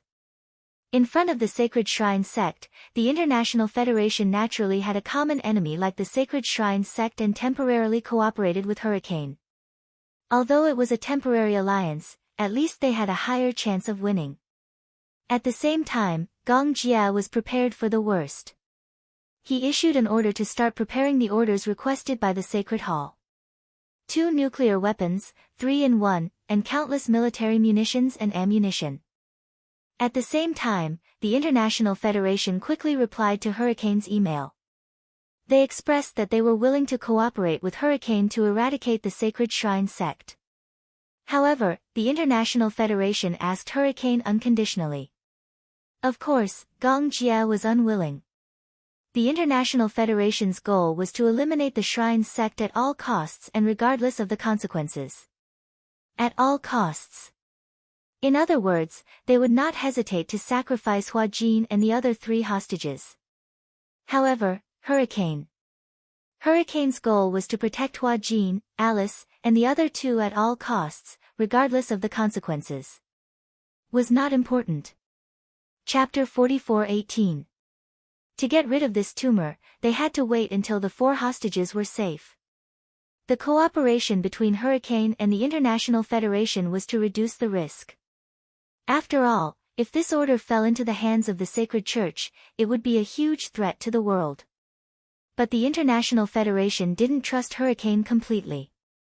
Hurricane's most optimistic idea was to protect the 4 hostages and prevent the order from falling into the hands of the Sacred Church.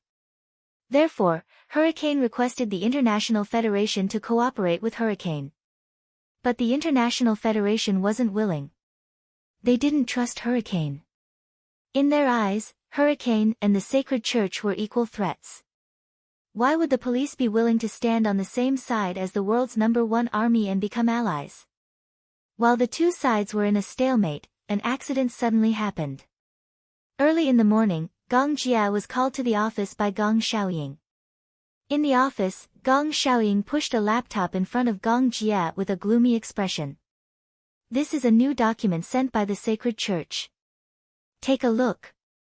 Looking at Gong Xiaoying's expression, Gong Jia suddenly realized that the situation wasn't good. He looked at the laptop that had turned off and then looked at Gong Xiaoying's gloomy expression. He suddenly realized that the Sacred Church had made a new move. He opened the laptop and stopped at the email. In the email, there was a video file. He suddenly didn't dare to open it. What is this?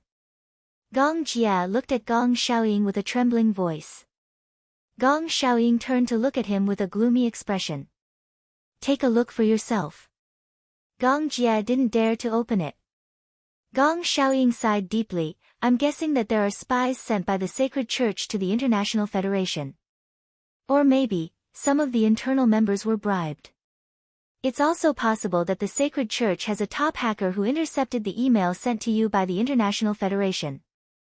They know that Hurricane and the International Federation are working together and are probably angry. Gong Jia's body stiffened. He roughly understood what the content of the video was. Shao Jia, bang. Gong Jia slammed his fist on the table. His face was extremely gloomy. Along with the heavy punches, a few cracks appeared on the glass-paved table. Gong Xiaoying didn't mince his words. The Church of the Sacred Shrine already knows that the Hurricane Force has reached an agreement with the International Federation.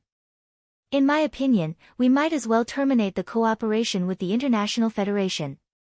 Otherwise, if this continues, the hostages' lives will be in danger.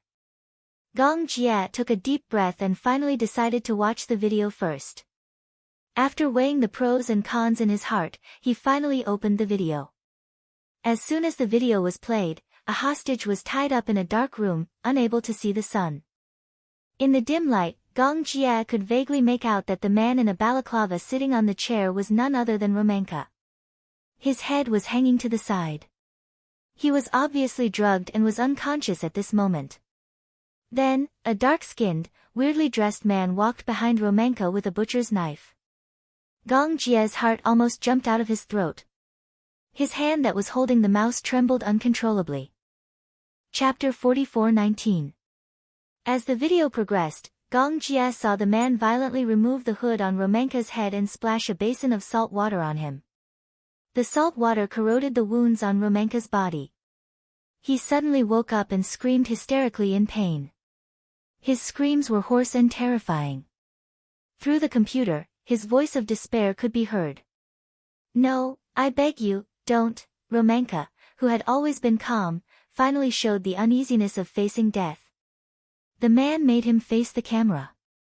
When Romenka looked at the camera, his desire to live was almost undisguised. "I beg you, don't kill me."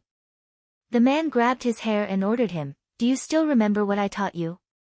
Romenka swallowed hard and quickly nodded. "I remember. I remember." "Speak." "Long live the sacred palace. Long live the sacred palace." Romenka shouted pathetically and humbly at the camera. "Long live the sacred palace. Long live the sacred palace." The next second, the man smiled viciously. The murderous aura on his face was almost unconcealed through the screen. He raised the knife and pointed the sharp side at Romenka's throat. Then, he slashed back and forth. Gong Jie slammed the laptop shut. He couldn't bear to watch anymore. Gong Xiaoying smoked a cigarette. His gaze was complicated. "Is he dead?" Gong Jie didn't finish watching the video and asked him for confirmation. Gong Xiaoying was silent for a while. Then, he slowly said, "He was beheaded. The sacred palace's methods are ruthless. This time, they sent us a video to promote their martial arts and try to intimidate us." Gong Jie shuddered at the thought once more. It wasn't the first time he saw the horror of beheading. However, this was definitely the most uneasy he had ever felt. Because this time, the ones in the sacred palace's hands were Hua Jin, Alice, and Natalia. He was afraid that if he angered the sacred palace again, the next one might be Alice. Or maybe he was protecting Natalia, perhaps. It was Hua Jin. When Gong Jie thought of Hua Jin sitting on the chair and being honorably beheaded, he felt a chill run down his spine. Now, he couldn't care less about being surprised. Why did Hua Jin's life and death actually make him so nervous? "Father, what should I do now?" Gong Jie, who had always been decisive, was at a loss for the first time. It wasn't that he couldn't think of a way, but that he didn't dare to make a rash decision. He was suddenly afraid of taking risks. Because the risk he was facing this time was not something he could bear no matter what. "I said, no matter what, terminate the cooperation with the International Federation. You know that the organization that the Sacred Palace sect hates the most is the International Federation. For them, the International Federation is their biggest enemy. If you cooperate with the International Federation, you will be provoking the Sacred Palace sect." Gong Jie was stunned for a moment. He held his forehead in annoyance, and his 5 fingers went into his hair. His face was pale. "Okay, I will immediately terminate the cooperation with the International Federation." "Then, what's next? Are you willing to take the risk?" Gong Xiaoying looked at him deeply. Gong Jie looked at him. After a moment of silence, he said firmly, "I am willing." Chapter 44:20. In the conference room. The cold incandescent lights were on. Gong Jie's back was facing the crowd as he leaned back in his chair. He was deep in thought as he looked at the information about the divine sacred temple displayed on the big screen. Behind him, the crowd was discussing anxiously. "What should we do? Alice is still in the hands of those evil cultists. The divine sacred temple. I'm afraid it's going to be a disaster this time." It's said that the divine sacred temple's base is in East Africa. It's a war-torn zone. Not to mention rescuing the hostage, it's not easy to just go in and leave calmly. Is young Master Jie really going to rescue her personally? A mercenary team of 5,000 people. It's not much different from a local battle. If so many people rush in at once, it'll create a huge commotion and be disadvantageous to the situation. Those evil cultists have a lot of eyes. If they know that Hurricane has sent so many people, they'll definitely fly into a rage and kill the hostage directly. Gong Jie swept a cold glance over them. "Are you done talking?" Everyone was instantly scared into silence. Gong Jia turned around and glanced expressionlessly at his subordinates sitting around the long table. He suddenly stood up and placed his arms on the table, his expression serious. "I've decided." Vermilion bird. The blonde woman immediately stood up. "Yes." Gong Jia ordered, "You, take 50 elite subordinates and escort the goods to East Africa with me." 50 people? Vermilion bird raised her eyebrows but was a little worried. "Young Master Jia, is 50 people really enough?" "It's enough. If there are too many people, it'll be difficult to control them." Although Gong Xiaoying had sent him a mercenary team of 5,000 people, it was just as some people had feared. If so many people went together, it would be too big of a commotion and alert the enemy. On the other hand, an elite team of 50 people would be easy to command and wouldn't attract attention. Vermilion bird also understood Gong Jia's meaning. After confirming it, she nodded. "After the meeting ends, I'll mobilize them immediately." "Jed." "Yes. Go and prepare the goods on the order immediately." Hearing this, Jeda didn't wait for Gong Jia to finish his instructions before asking worriedly, "Young Master Jia, are we really going to do as they say? Since when did Hurricane allow these small fries to lead him by the nose? Prepare the goods according to the Sacred Hall's requirements. Those things can trigger a war at any time." Gong Jia frowned. "Have I finished?" Jed lowered his head guiltily. "Nuclear missiles, intercontinental missiles, air defense missiles, none of them are equipped with a missile head. A firearm without a missile was no different from a cell phone without a motherboard or a pistol without bullets." Jed immediately understood. "Understood, I'll go prepare it right away." Vermilion bird asked, "When are we leaving?" "Wait for my orders." Gong Jia raised his wrist and looked at his watch. It was about time for the people from the Sacred Hall to reply. Last night, after leaving Gong Xiaoying's study, Gong Jia learned that someone from the sacred shrine had sent him another email, urging Gong Jia to prepare the goods as soon as possible. Gong Jia proposed a condition for the exchange. Before escorting the goods, Gong Jia had to confirm the safety of the hostages. However, as he expected, the people from the Sacred Hall were very cautious about this and rejected it immediately. Chapter 44:21. His attitude was firm. He claimed that the most important hostage to him had already been beheaded, and the remaining 3 hostages were dispensable. If they couldn't even confirm the safety of the hostages with a simple video call, then there was no need to talk about this deal. They could do whatever they wanted with the hostages. Gong Jia said this to weaken the confidence of the Sacred Palace sect. They had originally thought that Alice and Natalia would be the 2 most important hostages to Hurricane, while Romenka and Hua Jin would be on their list of targets to be executed. They originally planned to execute Romenka first as a show of strength. If Hurricane didn't cooperate, then they would execute Hua Jin to force Hurricane to submit. Gong Jia said this to make the Sacred Palace sect think that the 3 hostages weren't that important to Hurricane. This would weaken the Sacred Palace sect's confidence. Of course, Gong Jia also knew that the Sacred Palace sect wouldn't believe him so easily. But, Hurricane also issued a warning. Once Jim gave the order to execute the hostages, then it would be the end of the Sacred Palace sect. At that time, Hurricane would use all its power to completely destroy the Sacred Palace sect. In fact, it would be easy for Hurricane to deal with the Sacred Palace sect. On this point, Jim knew what he was doing. However, Gong Jia's words were undoubtedly a threat. Although Jim had doubts about what Gong Jia said, and the 3 hostages were also doubtful about the importance of Hurricane. However, at least Hurricane was willing to sit down and negotiate with the Sacred Palace sect. This proved that the remaining 3 hostages were still valuable to Hurricane. However, Gong Jia's impatient attitude made Jim feel a little guilty. Soon, the Sacred Palace sect sent an email to confirm the video call at 8:00 in the evening. 8:00 in the evening. The Sacred Palace sect connected to Hurricane and sent a video call on time. Gong Jia accepted the video call. Soon, the blurry image of a person sitting on a chair appeared. Gradually, with the adjustment of the video, the image became clearer and clearer. The silhouette of Hua Jin's figure was reflected in his eyes. Hua Jin was tied up and sitting on a chair. Even though his head was covered with a black cloth bag, Gong Jie still recognized him at a glance. Based on the outline of his body, he could basically confirm that this hostage was Hua Jin himself.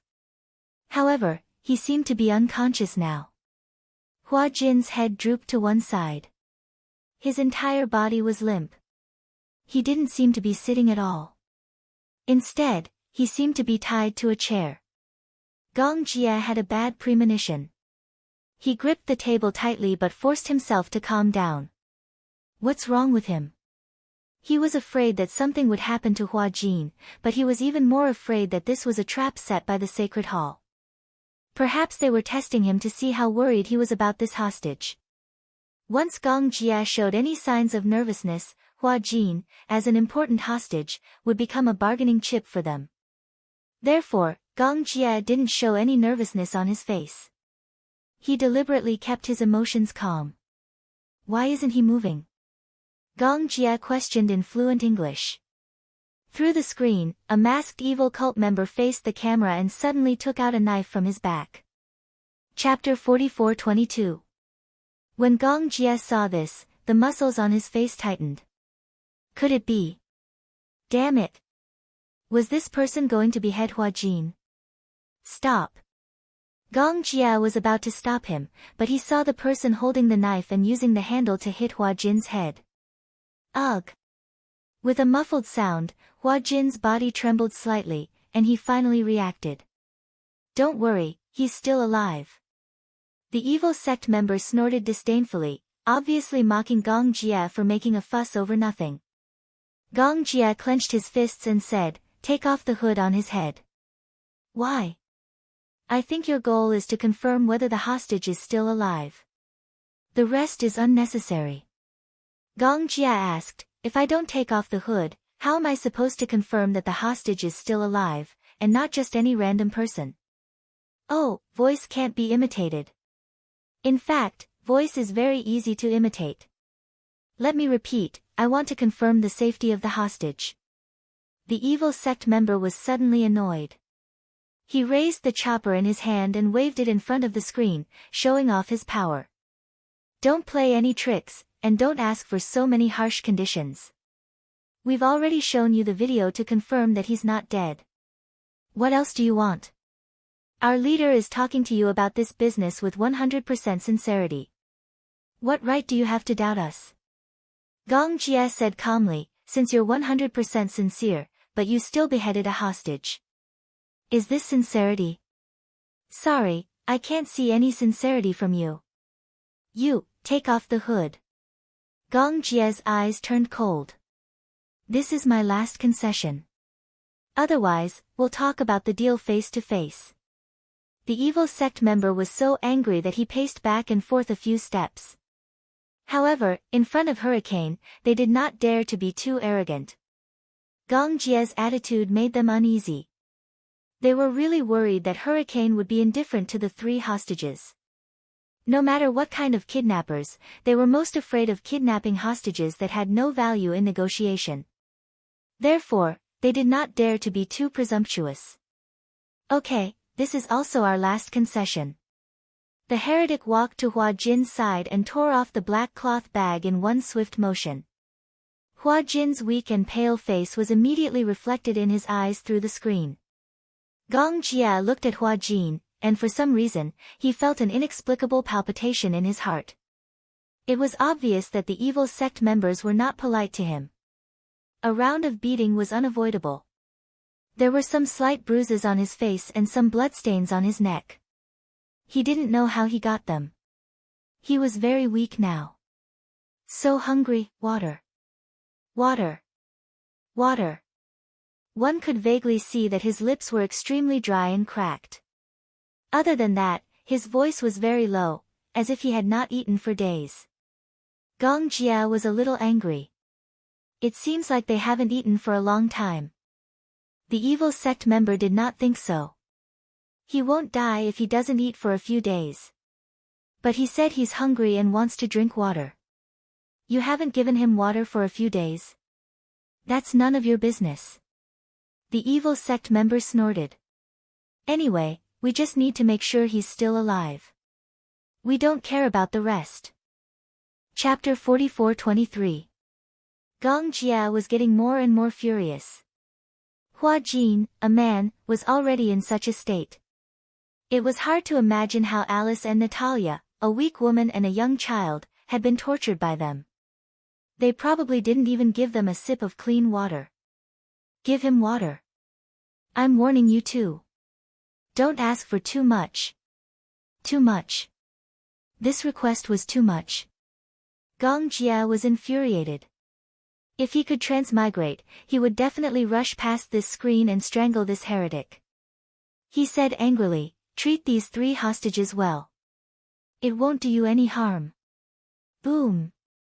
Through the video feed, one could vaguely feel the earth quaking and mountains shaking. The place where Hua Jin was seemed to have been bombed by artillery in the war-torn zone. The heretic said coldly, you've seen it too. There's a war going on here all the time, and there's a shortage of food. Gong Jia couldn't say another word. He turned his head and signaled with his eyes. His subordinates were also very smart. They immediately understood and began to investigate the location of the video. Gong Jia. Is that you? Hua Jin seemed to have regained some of his consciousness. In his daze, he muttered a few words. Gong Jia immediately replied, it's me. The 2 of them communicated in Mandarin. The heretic obviously didn't understand Mandarin. Worried that Hua Jin would use Mandarin to send a message to Gong Jia that would be unfavorable to them, he immediately chopped him with his hand. Hua Jin let out a muffled groan, but he resisted the urge to scream. Gong Jia said, don't worry. Wait for me. I'll make sure that you'll be safe. Okay, Hua Jin didn't dare to say anything more. It wasn't that he submitted to the people from the sanctuary, but he was worried that Gong Jia would be too worried. That's it. Hurry up and prepare the things we need and set a time and place. We can't wait that long. With that, the video signal was cut off. Gong Jia slammed his fist on the table and gritted his teeth in anger. Young Master Jia, we've located their location. Where? The coordinates have been generated, but they are in a neutral zone between 2 war zones. Although they are not in the war zone, they are in the middle.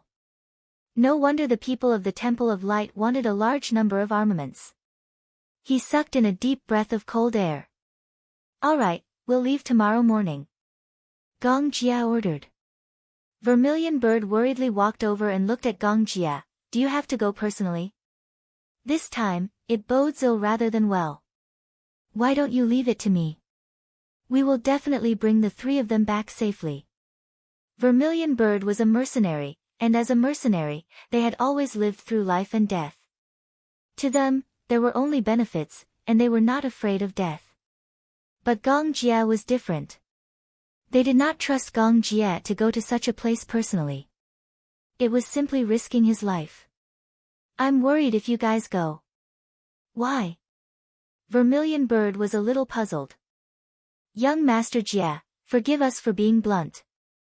Hurricanes can accept losing a subordinate like Alice, but they can't accept that you're in danger. In their eyes, no matter how many Alices were, they couldn't compare to Gong Jia. What's more, Hua Jin and Natalia, 2 insignificant people, were involved. Vermilion Bird was especially cold-blooded, but she was absolutely loyal to her employer. In her eyes, these 3 hostages were worthless, but she was unwilling to let Gong Jia take the risk. Chapter 44-24. He turned around abruptly, his handsome eyes sweeping across her as he questioned, Am I your master? Yes. Then, as a subordinate, why are you questioning your master's orders? This sentence left the Vermilion Bird speechless. In her mind, Gong Jia was the king and she was the subject.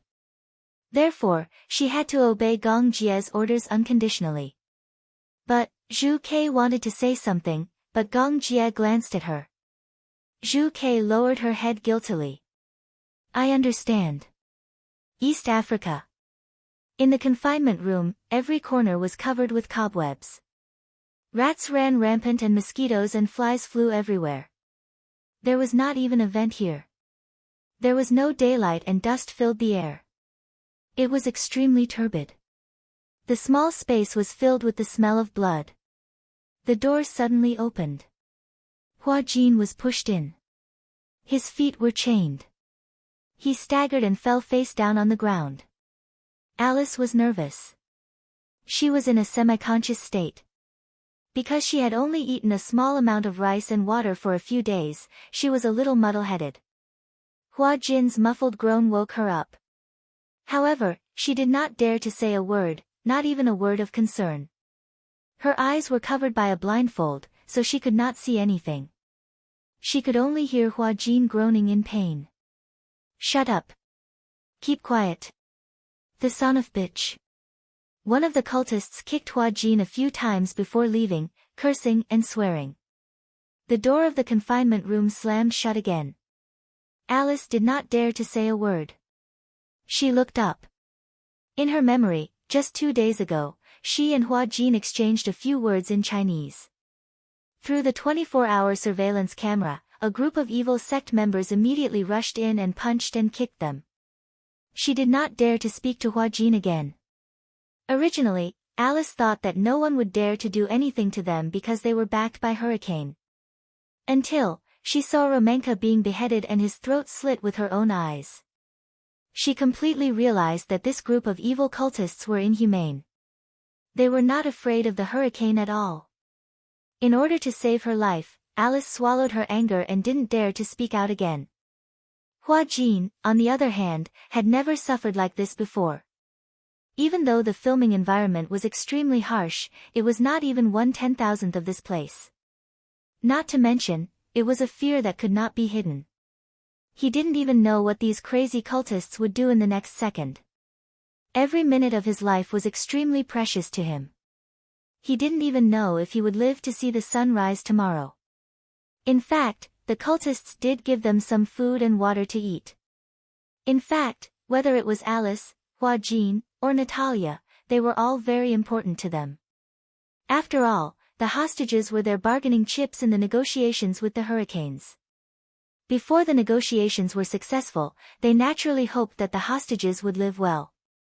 But, the rice and water given to them every day was pitifully little. They were originally in a war-torn zone. When the war broke out, Jim also wanted to migrate, but they were caught between the anti-government armed forces and the Orthodox army, so they could not move an inch. So, they requested to negotiate with the Hurricanes. Because of the war, the clean rice and water they had was already very precious. Therefore, the food given to the hostages was naturally even less.